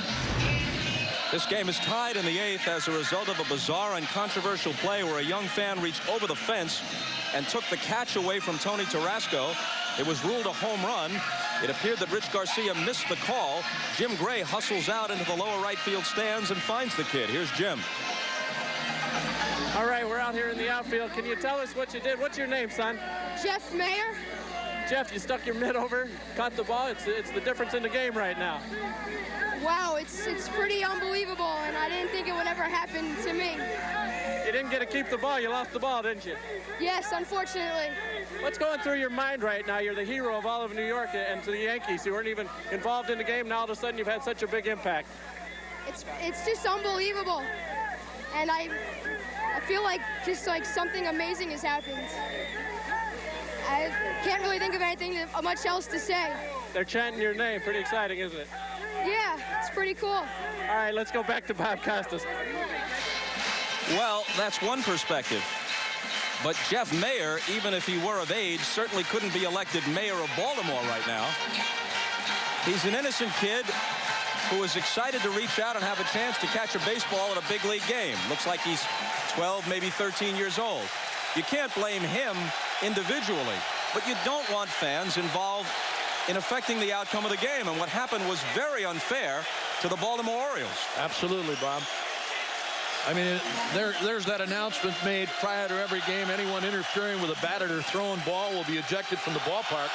I mean, it happens day in and day out. And you know, one of the parks that you see it happen more often than not in is Baltimore, with that little fence in left. All right, here comes Arthur Rhodes.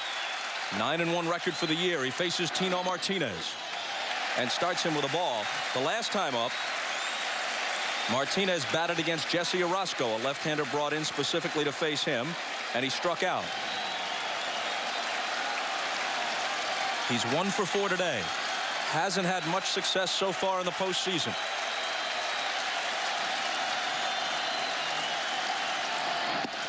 In there for a strike. 1-1. 2 out, 2 on. Raines is at second. Williams, who was walked intentionally to set up this situation, is at first. A run home on the homer by Jeter. A homer that probably shouldn't have been. And this ball is hit into right field with Tarasco in pursuit. And he stumbles a little bit before making the catch. This is Tarasco's first inning in the game, and an inning he won't soon forget. We go to the 9th. Tied at 4 at Yankee Stadium. Outsmarting a nasty Nessie with Duluth Flex Dry on the Fly pants. Step 1, locate the legend. Step 2, flex them. And unwet them. Duluth Flex Dry on the Fly pants. Make your legs legendary. Only at DuluthTrading.com.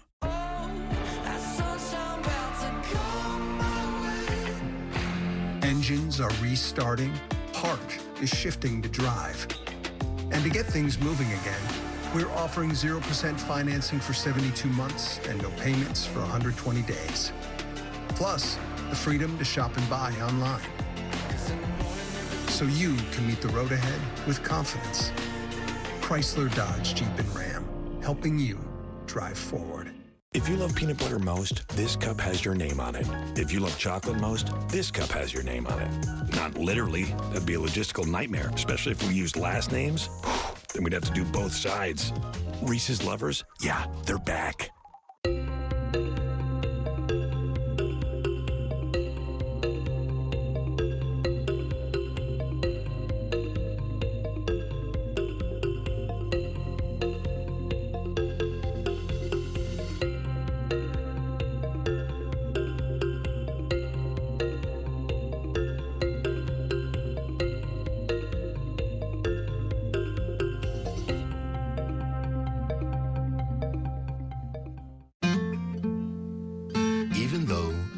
Has changed. It's good to know a lot hasn't changed at all. Why not be the best that you can possibly be? My hope is that my journey will continue to blaze trails for the generation coming after me. When we come to that table, we know what we want. We really try to break those barriers, and it's something that we should be proud of.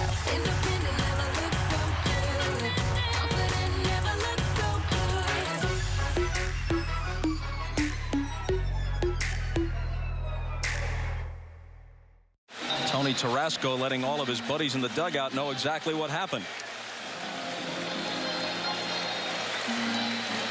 Young Mr. Mayer reached over and changed the course of events. I was all set to catch it, says Tony, and then all of a sudden, boom. Well, if something like this happened at the Boston Gardens, they would say, you know, it was the luck of the Irish or the little F or the little leprechaun. Leprechaun, yeah, the little leprechaun did it. Well, you know, out of concern for how they might react to Alomar and to a lesser extent Bonilla, they kept warning the New York fans not to throw things. They didn't tell them not to catch things.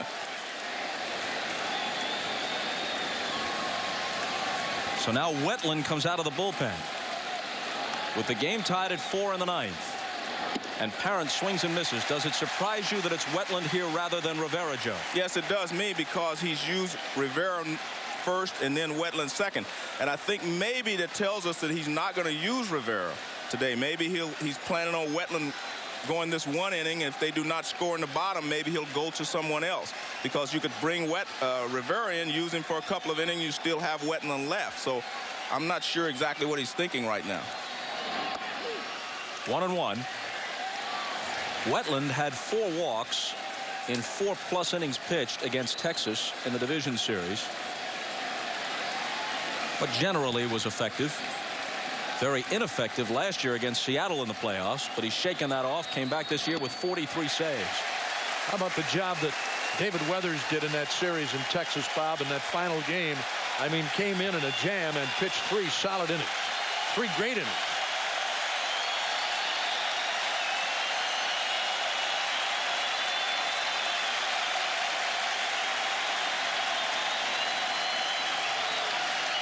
Wetland ahead of Parent 1-2.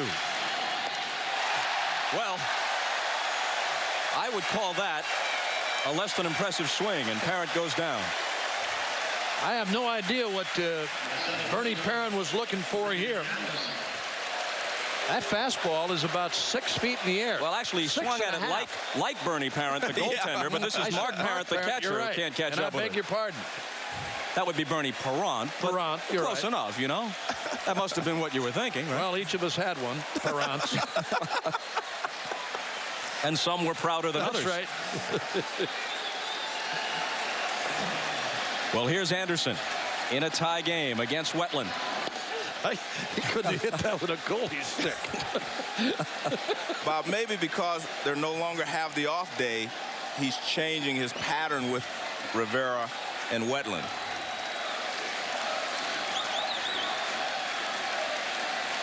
Brady Anderson, 50 homers for the year. 1 today, 3 in the postseason already. A ball and a strike. Another point, Bob. Wetland was warming in the 8th in case they scored. Maybe he just brought him on in simply because he was already warm. Yankee starters so-so in the playoffs, if that.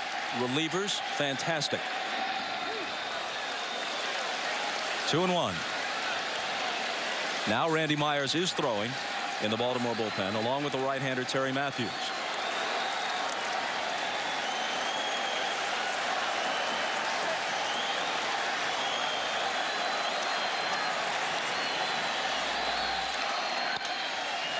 Pop to the left side. Jeter out from shortstop. Reigns in from left. And it falls between them. It falls between them, and Anderson is in at second. Oh, man. Oh, that can't happen. Not in the playoff game. Well, Jeter called the ball. He called it maybe a little too quickly, but Reigns, being the outfielder, if you can catch it, you're supposed to come and get it.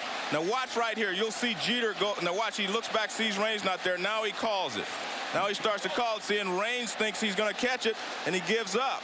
But it's the outfielder's ball if he can make the catch. Reigns is supposed to continue on in and get it. They stop, and it drops right between them. Good hustle by Anderson. You see him running the ball out, and he sees it drop, and now he's at second base.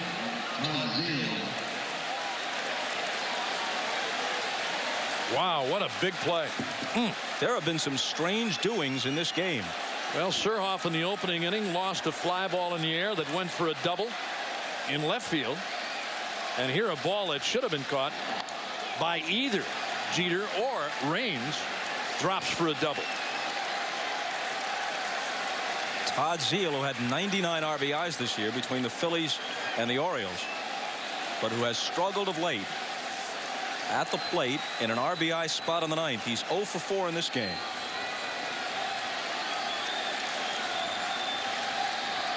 .217 as you see in the postseason.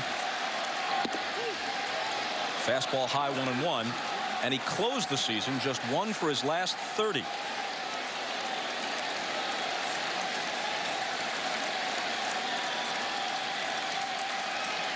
And look who's on deck. He can't seem to avoid the middle of things. It's Alomar.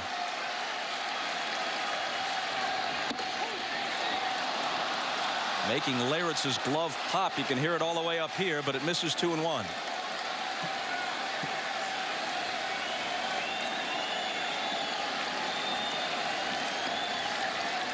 Between Benitez and Rhodes for the Orioles, and Myers still occasionally, and Wetland and Rivera for the Yankees. Some hard throwers out of these bullpens. Zeal lifts one to left center field. Bernie Williams back. Calling shy of the track for the catch. That's the second out. Anderson back to second.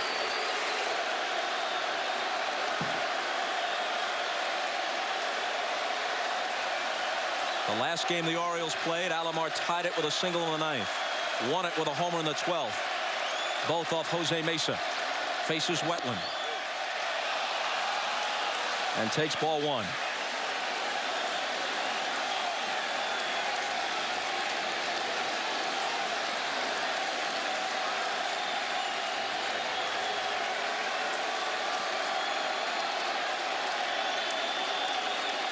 First base open, but Palmeiro on deck. 2 balls and no strikes. The situation with John Hirschbeck was not the first time that Roberto Alomar had a run-in with an umpire. The guy down the right field line, Richie Garcia, involved in controversy today, was in the middle of something a year ago with Alomar when Roberto threw his glove at him from the dugout. Wound up serving a 1-game suspension for that. 3-0. Well, I think Wetland is overthrowing here because he knows that he can't give in to Alomar and give him a fastball in the middle of the plate. But you definitely do not want to face Rafael Palmeiro unless you have to.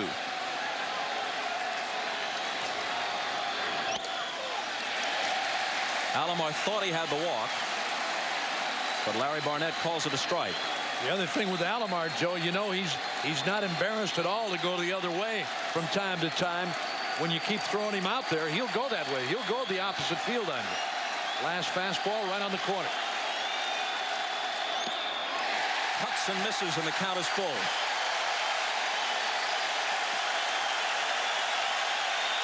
Now here's the situation where you might see Wetland go to that splitter, the breaking ball, taking Alomar 3-2.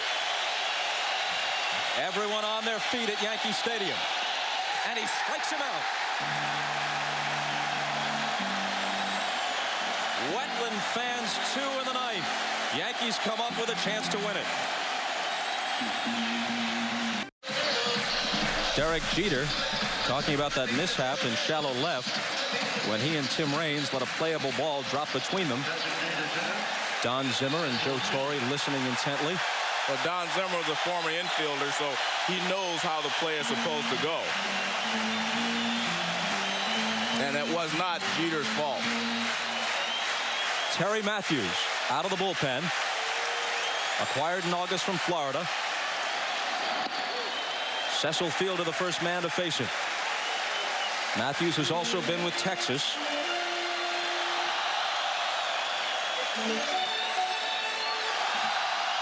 He turned 32 4 days ago.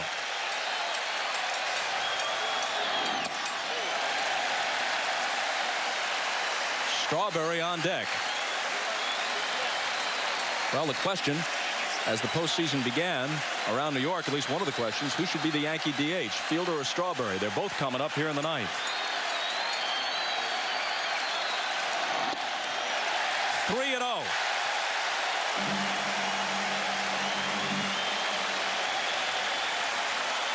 Obviously, this guy can end the game with one swing. Do you give him the green light? No. And I'm sure Joe Torre will not, because they've manufactured runs over the course of the season, and they want to give themselves their best shot of winning this ball game. The 3-0 pitch. Walked him on 4 pitches. And let's see if they bring in a pinch runner for Fielder. Well, if you're going to play the way Joe Torre plays or has played baseball all year, you're going to see the pinch runner. Cecil Fielder thinks so. Yeah. Hey, he hopes so. He went out and made a right turn. I guess so. He said, Joe, come get me. And Andy Fox comes on. His role is pretty much restricted to pinch running duties.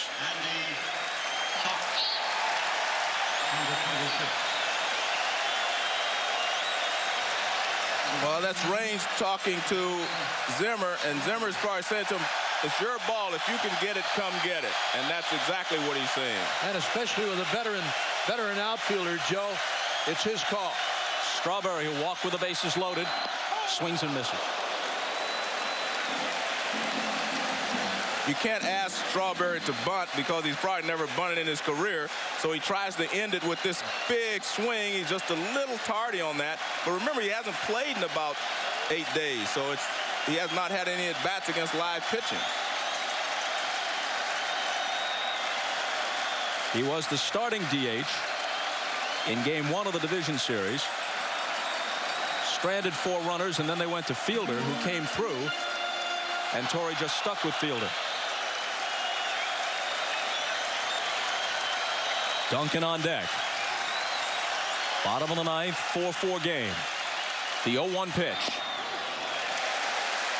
A ball and a strike to Strawberry. Fox pinch running for Cecil Fielder, who opened the inning with a walk, is at first.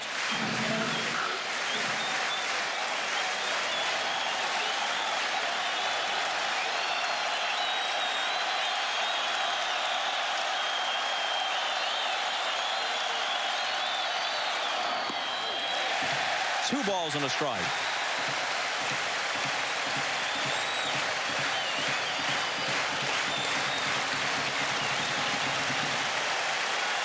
Jeter and Raines were talking about the play, and he's saying, Raines again is saying, hey, don't worry about it. I'll take it from now on.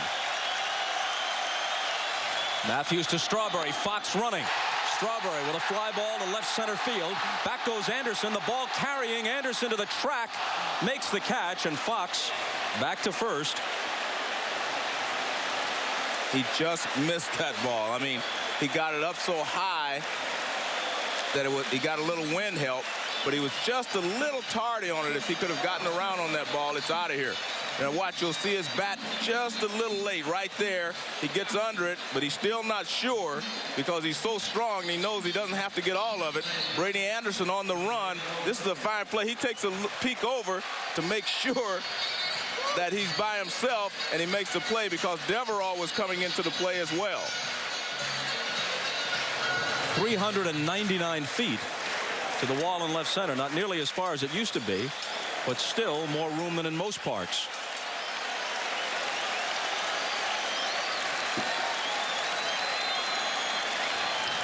Now Duncan. Fox was running on that last pitch to Strawberry. Duncan is a good guy to hit and run on, so if you can get the count in your favor where you want it, you can go ahead and try to put Fox in motion because you need a hit and run to try to get the runner over to third with less than 2 outs.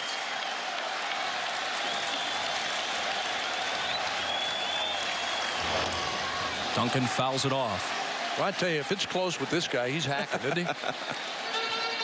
That's what I like about him, Joe. I mean, he's not one of these guys that's going to go up there and take. If it's close, he's hacking. If he can move a guy, he's going to try to move him. He doesn't do it all the time. But if he can take a shot to right field, he does. And he hit 340 during the season. Yeah, absolutely.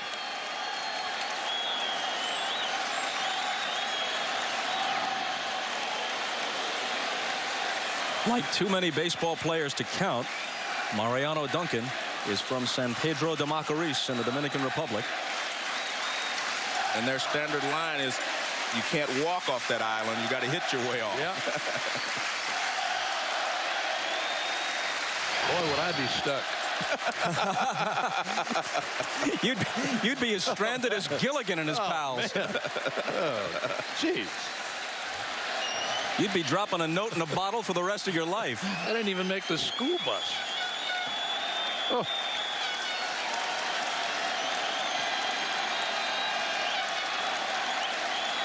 Matthews 0-1 pitch coming to Duncan. In the air to right. Tarasco over toward the line. Into foul ground, leaping. And now he complains again that a fan touches it. And I doubt that he's going to get any satisfaction this time. Richie Garcia's having his problems tonight. Bob, he started pointing right away, though. When Tarasco gets to this area, Richie Garcia is already pointing that ball is in the stand. Again, that's a close play again. I'll tell you what, he may have had a chance to catch that one too. Tarasco has packed a whole series worth of excitement into a couple of innings since entering the game. This is going to be a very short argument. Andy Etchebarren. Andy Etchebarren, who is taken over for Davey Johnson, who was ejected. And hopefully you just didn't join us. Controversial home run call. Andy Etchebarren now asking for an explanation why. And again, it looks like Tarasco had a chance to catch this ball. Richie Garcia again is right there. He's right on the line. There you see it. I'll tell you what, that ball probably was in the park again. Well, the question here, though, is did anyone actually touch it? Did any fan actually touch it? Oh, I think they touched it, See, Joe. I'm not sure they touched it, so it's very difficult to make that call. I mean, I know they were reaching for it. I think it's that mayor's cousin. The count is 0-2, and Duncan gets plunked.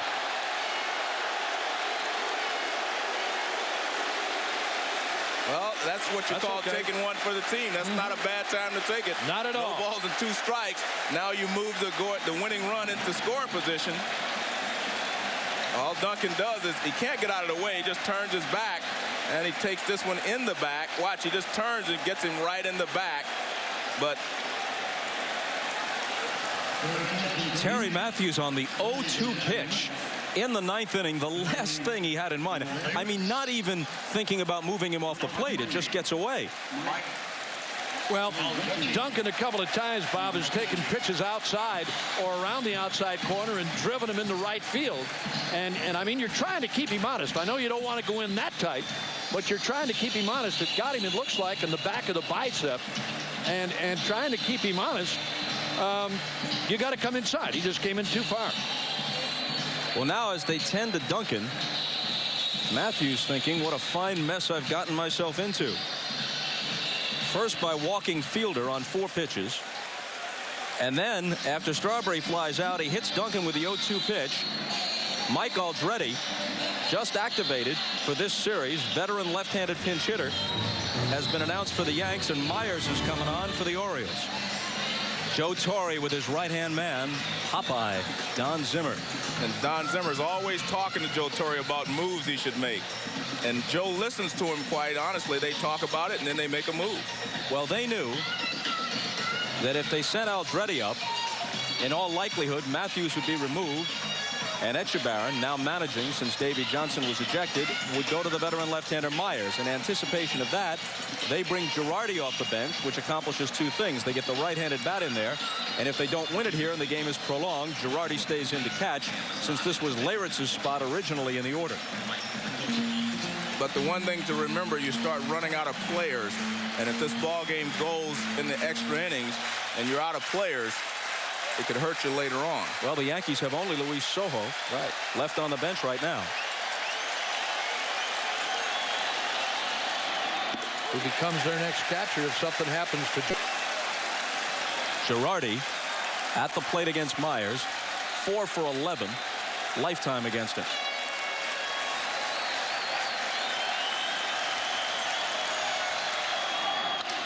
A line drive caught by Ripken. A flip into Alomar behind for the double play.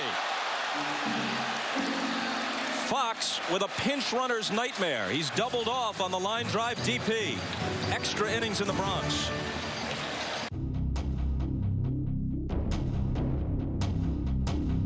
Well, the Yankees came close to ending this ball game. Girardi hits a line drive, but Ripken positioned well, takes 2 steps, and that 6'5" frame helps him there. He turns, and Roberto Alomar is there.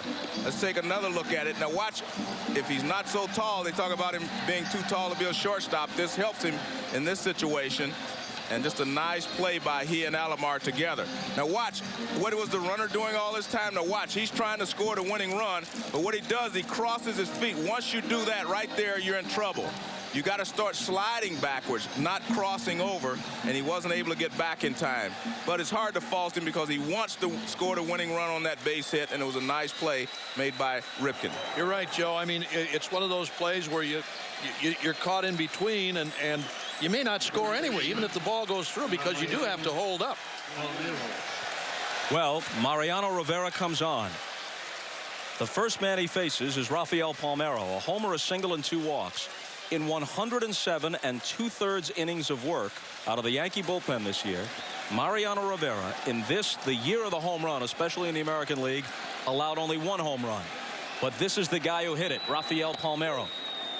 Well, I guarantee he tried to get a fastball by him on the inside, and you can't do that.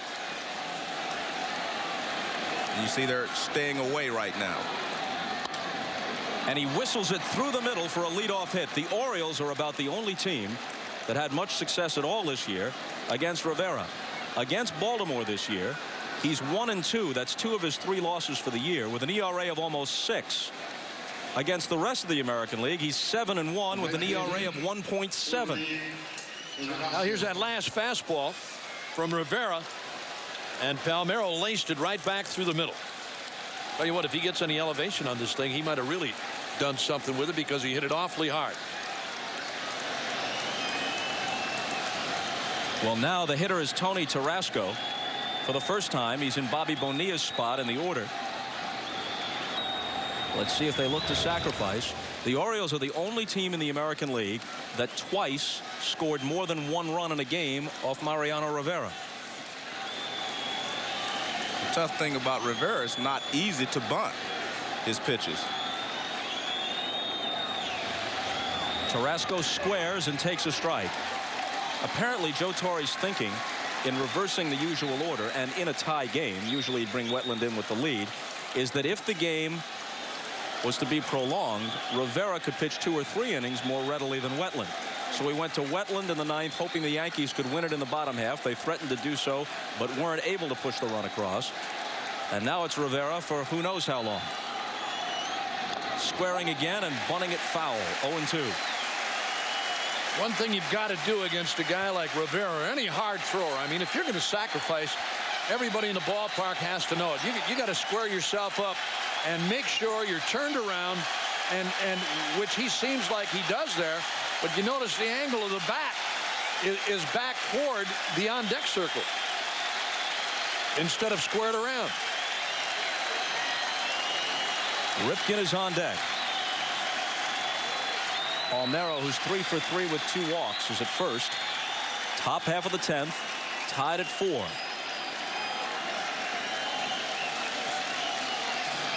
Each team has 9 hits. The Yankees have left 13 men on base. The Orioles have stranded 8. And a called strike 3. When a guy throws as hard as Rivera does, you do not expect him to paint the outside corner with a fastball. I mean, this is a perfect pitch right on the outside corner. And when the guy's throwing as hard as he does, you expect him to try to get the ball in the middle of the plate. That's not in the middle of the plate. It's out there. Watch where this pitch is. Right out there on the corner. Even though you see Girardi try to pull it in a little bit more, right out there on the edge. Looked like Tarasco thought that ball might have been a little high, Joe, too.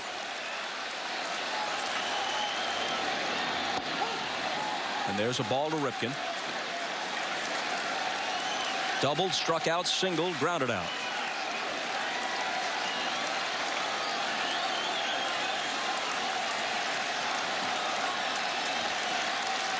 One on, one out in the 10th.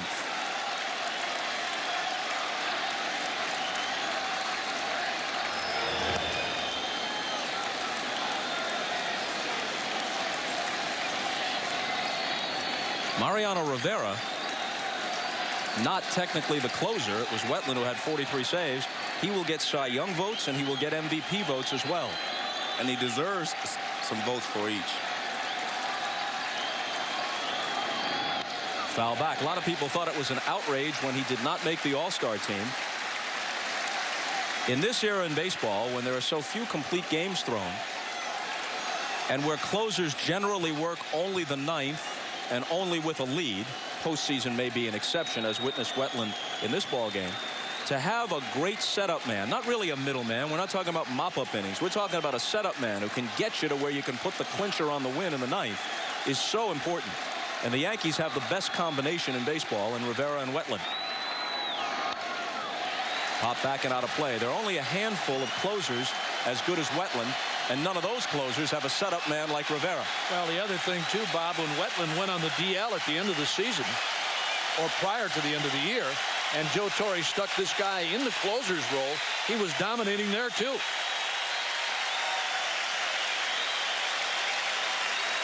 Roberto Alomar lounging in the dugout in an otherwise tense situation. Zeal and Anderson. Wonder where Davey Johnson is watching this from. From the tunnel. From the tunnel where he can shout instructions to Ed Shebarin? Absolutely. Or from the clubhouse where he can enjoy your commentary, Uke? Well, he may be in the clubhouse shouting loud enough where Ed Shebarin can hear him from there too. The 1-2 pitch.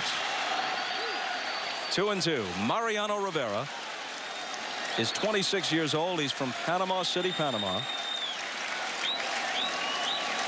And there aren't many who throw as hard as he does. Lots of guys can get it up over 90.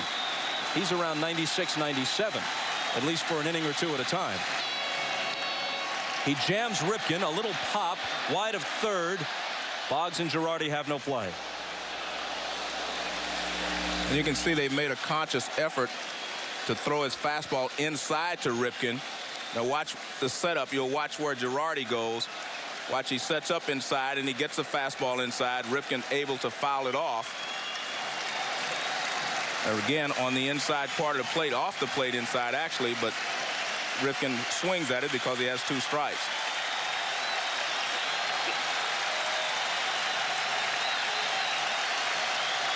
Eddie Murray will be next. And a pop on the right side. Martinez and Duncan. Martinez, the first baseman, for the second out.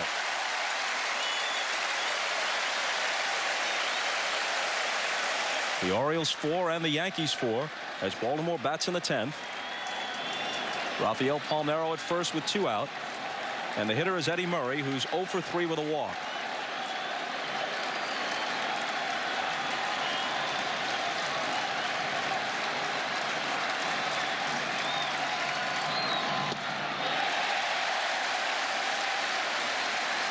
These are great matchups. I mean, when you've got a guy like Rivera, you're blessed to have this kind of a guy on your staff who can just reach back. Everybody in the ballpark, including the hitter, knows he's coming with heat. You're sitting on heat, and he still throws it by you. And again, Joe, we've seen this guy do it many times before, Eddie Murray.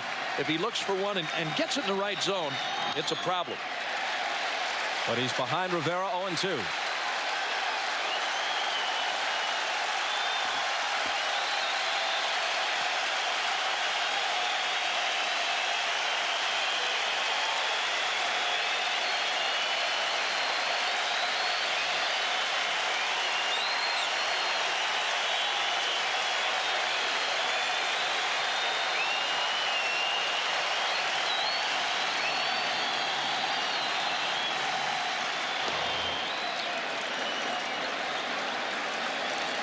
Palmeiro doesn't steal many, but he picks his spots well. 9 for 9 this year.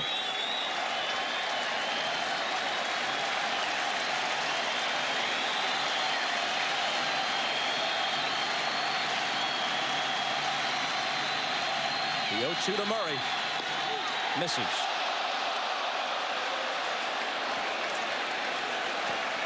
Or maybe he didn't miss. Maybe that's exactly where he wanted to throw it and see if Eddie would chase it on 0-2. I think this is a waste pitch, and you can see it's far outside. But I think if he wants to get Eddie out, he can a high fastball up a little bit, and Eddie seems to chase that pitch more now than ever before. That one right there.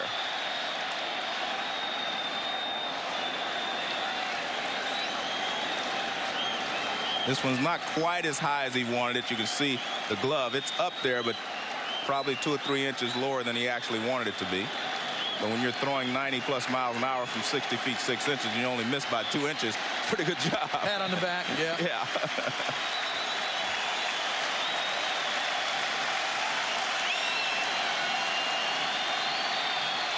Another 1-2 pitch and a check swing foul this time.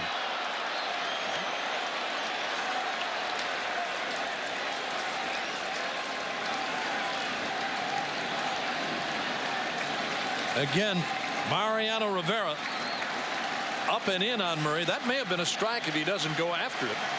That may have been a strikeout pitch. Check swing foul. Once again, the slender right-hander works on 1 and 2. But first he'll chase Palmeiro back. And you can see Eddie Murray calling timeout, timeout. And home plate umpire was Larry Barnett was going to give it to him. Now watch Eddie. He's yelling timeout, timeout. He doesn't want that pitch. Very dangerous to try to do that with 2 strikes because you only request timeout. If the umpire doesn't want to give it to you, you're in trouble.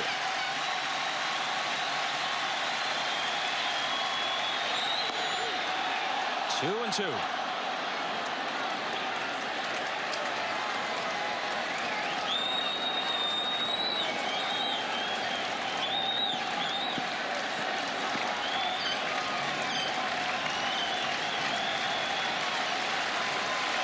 October baseball. It's different. 2-2 pitch lined into center. There's a base hit. Stopping at second is Palmeiro.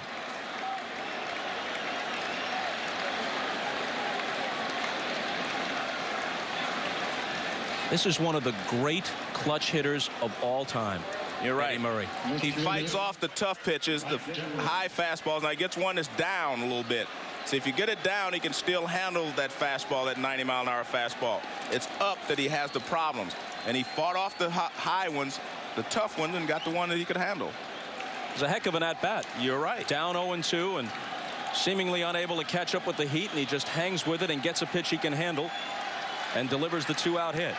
You don't have 3,000+ hits and 500 home runs not knowing what you're doing in the batter's box. Devereaux for his first at-bat replaced Surhoff in left. And as many fans know, only 2 other players can make that claim. 3,000+ hits, 500+ home runs. 2 of the greatest in history, Hank Aaron and Willie Mays.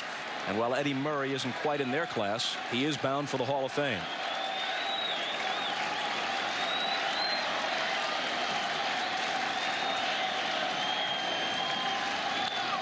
Devereaux fouls it back. Here's another guy came into the game as a defensive replacement, coming up here for the first time to hit, Joe, and you're going up against a guy like Rivera who's throwing that 90+ on you. Devereaux's a pretty good fastball hitter. He doesn't handle the breaking ball real well, but he can handle some fastballs. A ball and a strike. Devereaux last year was with the world champion Atlanta Braves.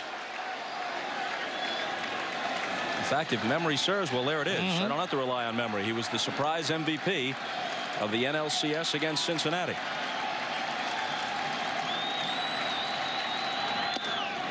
Couldn't catch up with that. From a hitter's perspective, you have to say in your own mind, if the ball starts this high, I can't swing at it. You have to have a zone because you can't hit that high fastball. You got to turn that dial up a notch or two when you see a fastball like that.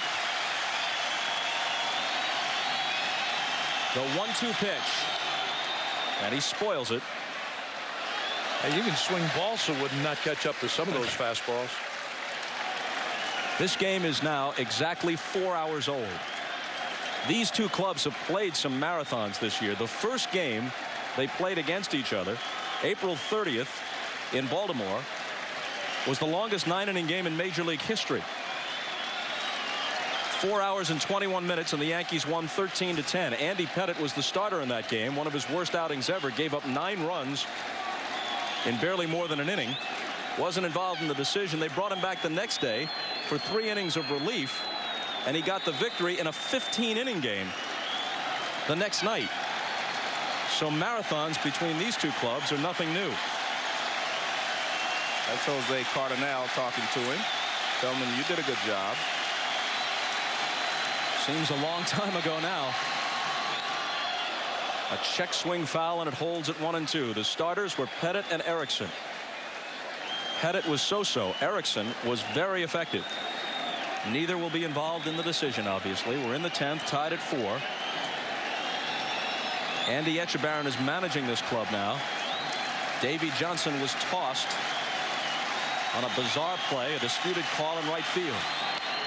A bouncing ball to the right side. Duncan from the outfield grass gets Devereaux to the bottom of the 10th. The 4-all tie preserved.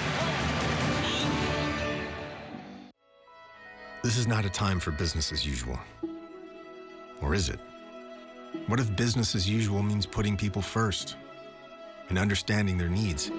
If that's your business 365 days of every year, then business as usual is precisely what these times require. Which is why your Lexus dealer will do what we've always done. Put you first. Find out how we can service your individual needs at lexus.com/people first. This beer looks just like beer. But what if we told you its recipe is over 100 years old? Created in Mexico by a German brewmaster. It's not just any beer now, is it? Dos Equis, the most interesting beer. With the savings rates offered at some banks, your money almost feels like it's frozen. With Capital One, you can open a new savings account in about 5 minutes and earn 5 times the national average. This is banking reimagined. What's in your wallet? The fun doesn't need to stop while everyone's under one roof. Keep kids active, healthy, and occupied with fun exercises, outdoor activities, and sports drills you can do at home. Visit sportsengine.com to learn more. Give it up for the big hurt, Frank Thomas.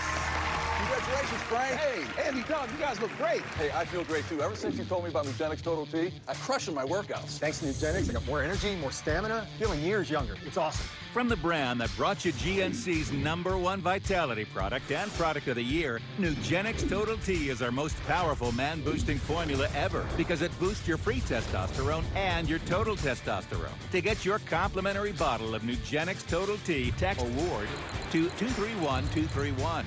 I like the competitive edge Nugenix gives me. Hey, me too. Guys over 40, you need Nugenix Total T, and she'll like it too. Text AWARD to 231231 for your complimentary bottle of Nugenix Total T. Plus, text now and we'll include a bottle of Nugenix Thermo, our most powerful fat incinerator ever, with key ingredients to help you get back into shape fast, absolutely free. So text AWARD to 231231. Derek Jeter's 3 for 4, and here's the reason why. We're in extra innings with 1 out in the 8th.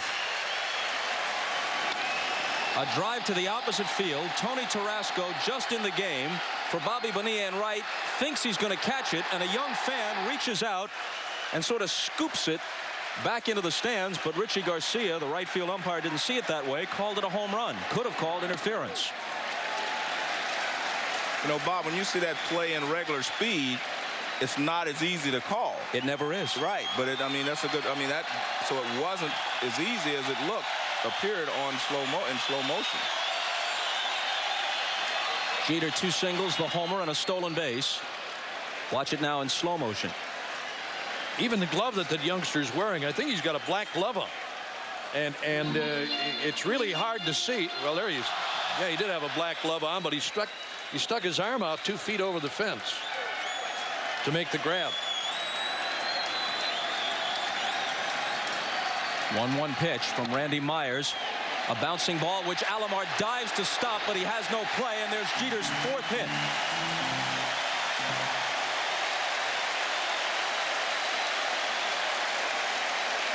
Well, Alomar is playing Jeter towards right field, so he has a long way to go. This ball's not really up the middle, it's just right center, but he was playing him so far around that he had no chance of getting Jeter. Once he goes to his right, see how far he was over toward right field. He makes a dive, stops it, but the speedy Jeter beats it out easily. Nice play again by Alomar, but I think the positioning, he was just a little bit too far toward right field. Now Raines, who's 2 for 5. I think he will definitely be up there bunting. Squares. Bunts foul.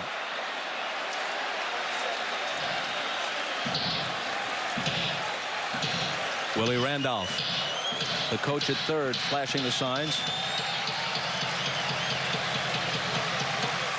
Joe Torre always outwardly calm, but you know he's churning inside.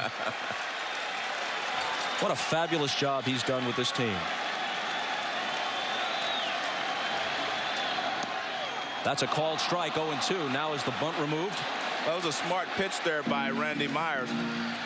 He felt like Raines was looking for a fastball, so he throws him a curveball.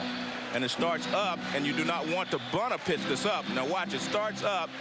Tim goes up after it, and then he realizes it's a breaking ball, and it's strike 2. I think you take the bunt off. I agree with you, Joe.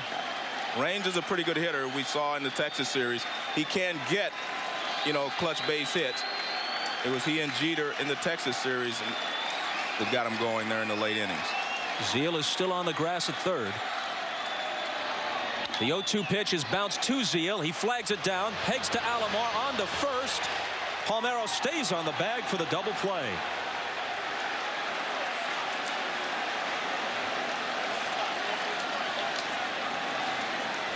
Torre's going to argue that Palmeiro was off the bag. And he may have a pretty good argument. And it happens a lot of times. There are a lot of first basemen. I don't think they're on the bag when they catch the ball. If you do it that way all the time, nobody ever checks it. Nobody ever bothers. Here it is again. Little bouncer to Zeal at third. The force at second. Plenty of time there for Jeter. And Alomar's throw nails Raines, and let's see if Palmeiro came off the bag. May have. Couldn't see from that angle if he held the bag or not. He looked like he had it. And a strike to Boggs, who hit .311 for the year, but just over .260 against left-handed pitching, and had only 7 extra base hits against southpaws all season.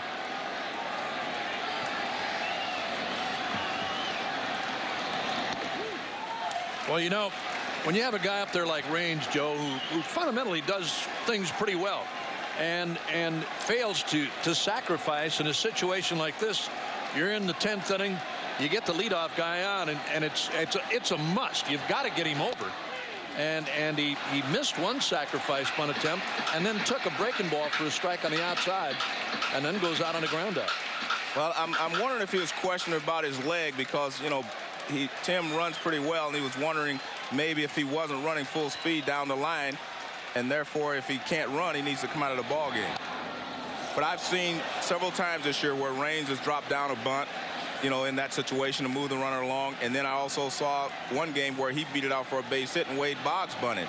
So they've been doing this the entire season, so I don't think there's anything unusual about being asked to bunt, especially in this type of situation. Oh, no, not that he was asked to bunt, but he took the breaking ball for a strike in his second attempt to try and bunt. Right. And now Boggs will be 0 for his last 16 since opening the postseason with a double against Texas. He's hitless, including 0 for 5 with a walk this afternoon and into the night. On to the 11th, tied at 4.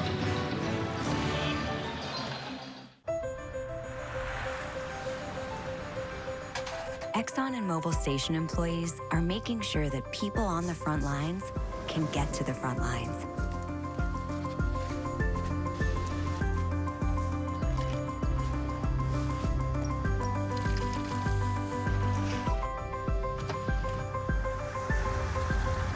And get back home, too.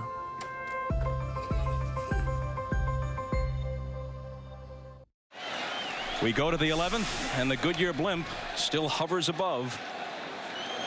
Captained by Richard Daniels, and we thank all of them for their efforts. Upstairs, he and his crew.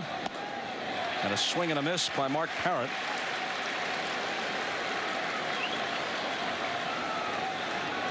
My ride to Baltimore tomorrow night. I'm going. Where do they put that thing down around here? Do you know? I'm sure it's going to be easy to see. I guarantee you they don't land it at LaGuardia.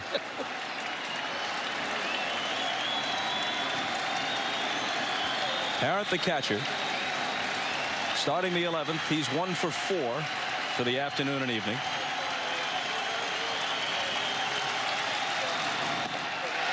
And down he goes. I got to tell you something. He struck out back in the ninth on a fastball about helmet high. Girardi put the target up there again for Rivera. And Mark Parent chased it again. Here it is again. Watch this fastball. Right up around the bill of the cap.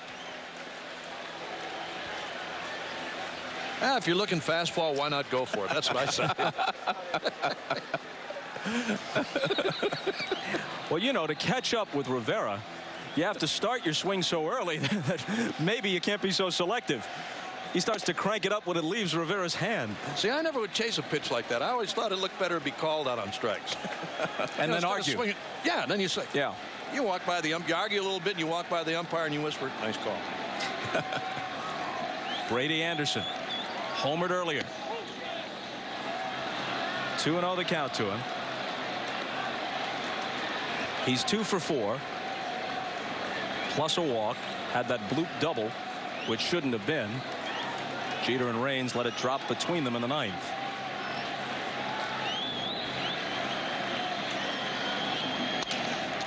Sounded like a broken bat. Duncan takes care of Anderson, out number 2 in the 11th. Game 2 of this series, we know for sure, tomorrow at 3 o'clock Eastern time. And we'll be here for it.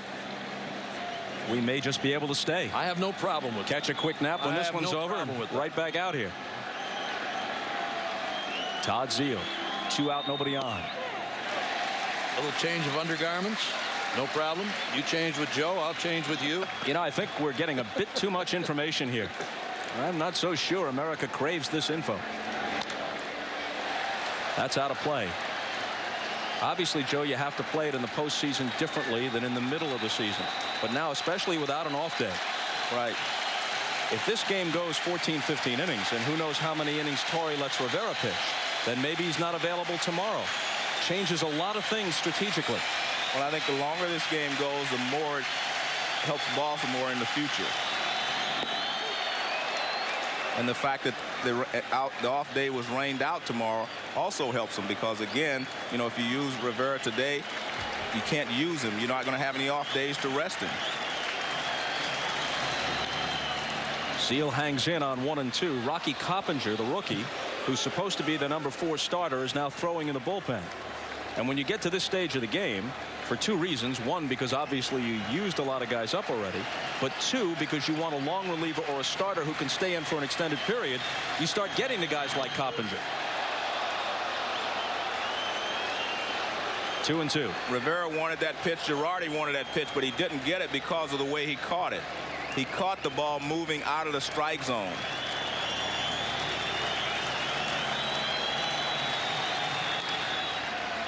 Rivera seldom pitches more than 2 innings. If he gets Zeile or gets out of the inning in one fashion or another, that would be 2 innings. Myers, who rarely pitches more than 1 inning, has worked an inning in 2/3.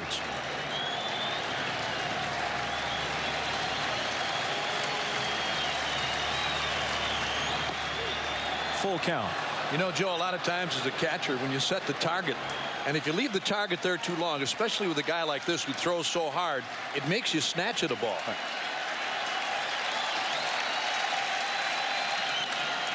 Hit through the box and into center field for a 2-out single.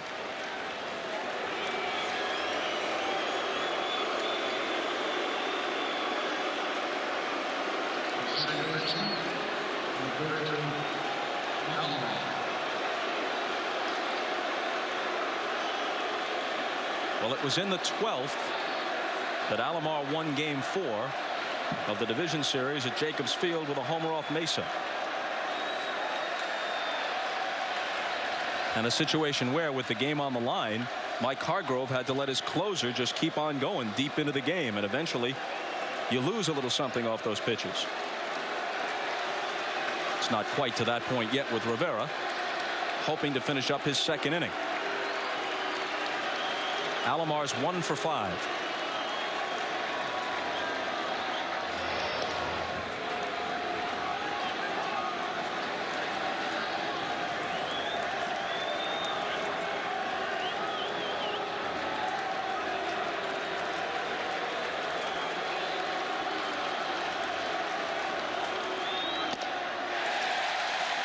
Just too much heat. 0-1. Now, Bob, you talked about Rivera working here. As you look at Alomar take a hack at that last fastball, it may have been out of the strike zone. With 2 outs, Joe Torre has got activity in the bullpen. David Weathers is up out there.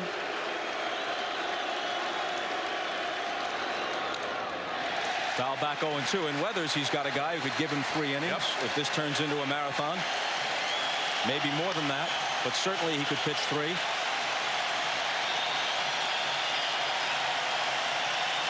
.36 pitches now for Rivera.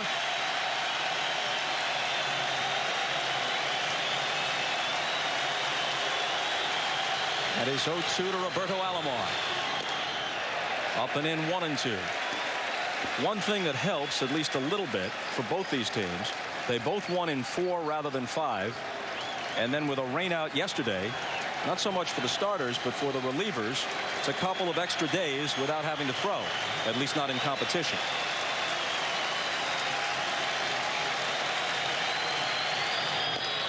Two and 2, but now the first 5 games of this series will be played without an off day.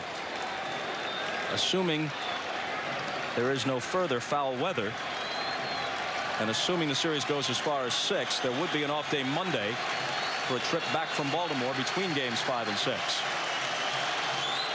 Full count now. You know, you're right in talking about Rivera here a moment ago, Joe. It looks like he may start to get tired now. He's starting to get upstairs a little bit on Alomar. Alomar chased a high fastball the first pitch he threw him, and now he's starting to really get upstairs.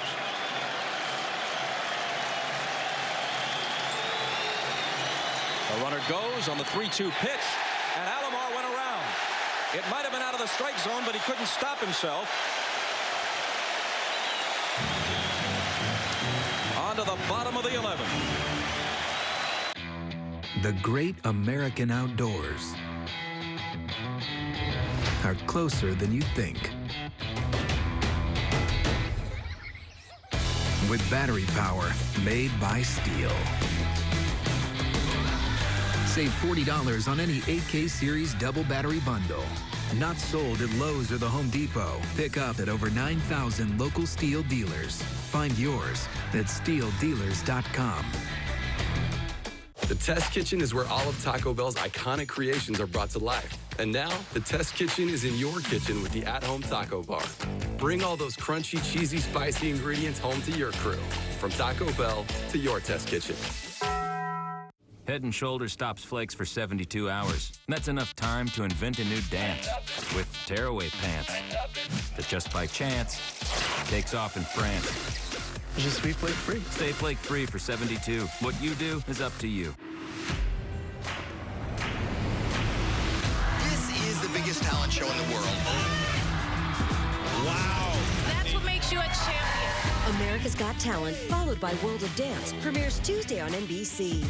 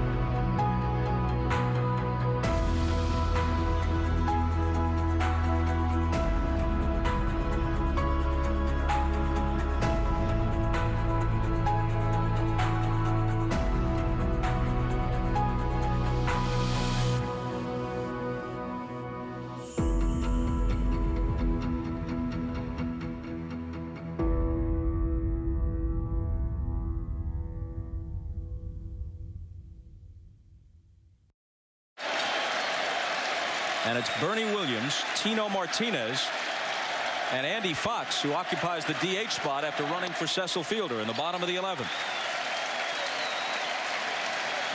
Williams is 1 for 3 with a couple of walks thrown in, plus an RBI ground out. Switch hitter turned around to the right side against Myers.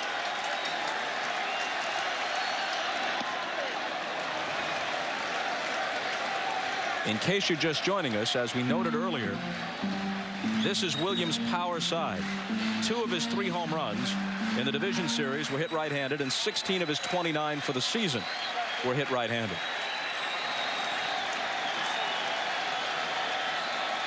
And as you see, his batting average more than 100 points higher.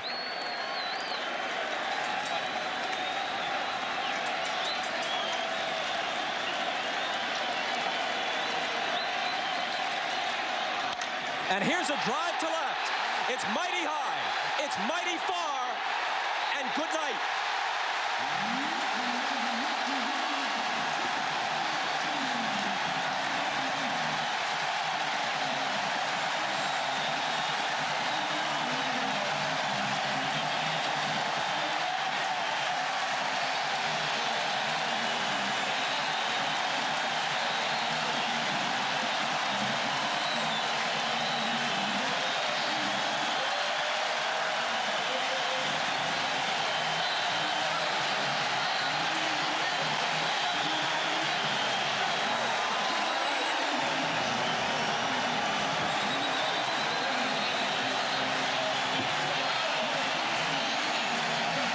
That's a high breaking ball from Randy Myers. He goes up and gets it. And as soon as he hits it, he knows it's gone. This goes into the upper deck. So you see, he knows right away that this ball game is over. A high hanging breaking ball from Randy Myers. And again, this ball is into the upper deck. So that's why he knew it was gone. Second deck, actually. Well, his teammates react to his 4th home run in 5 postseason games. The Yankees come from behind and win it 5-4 in a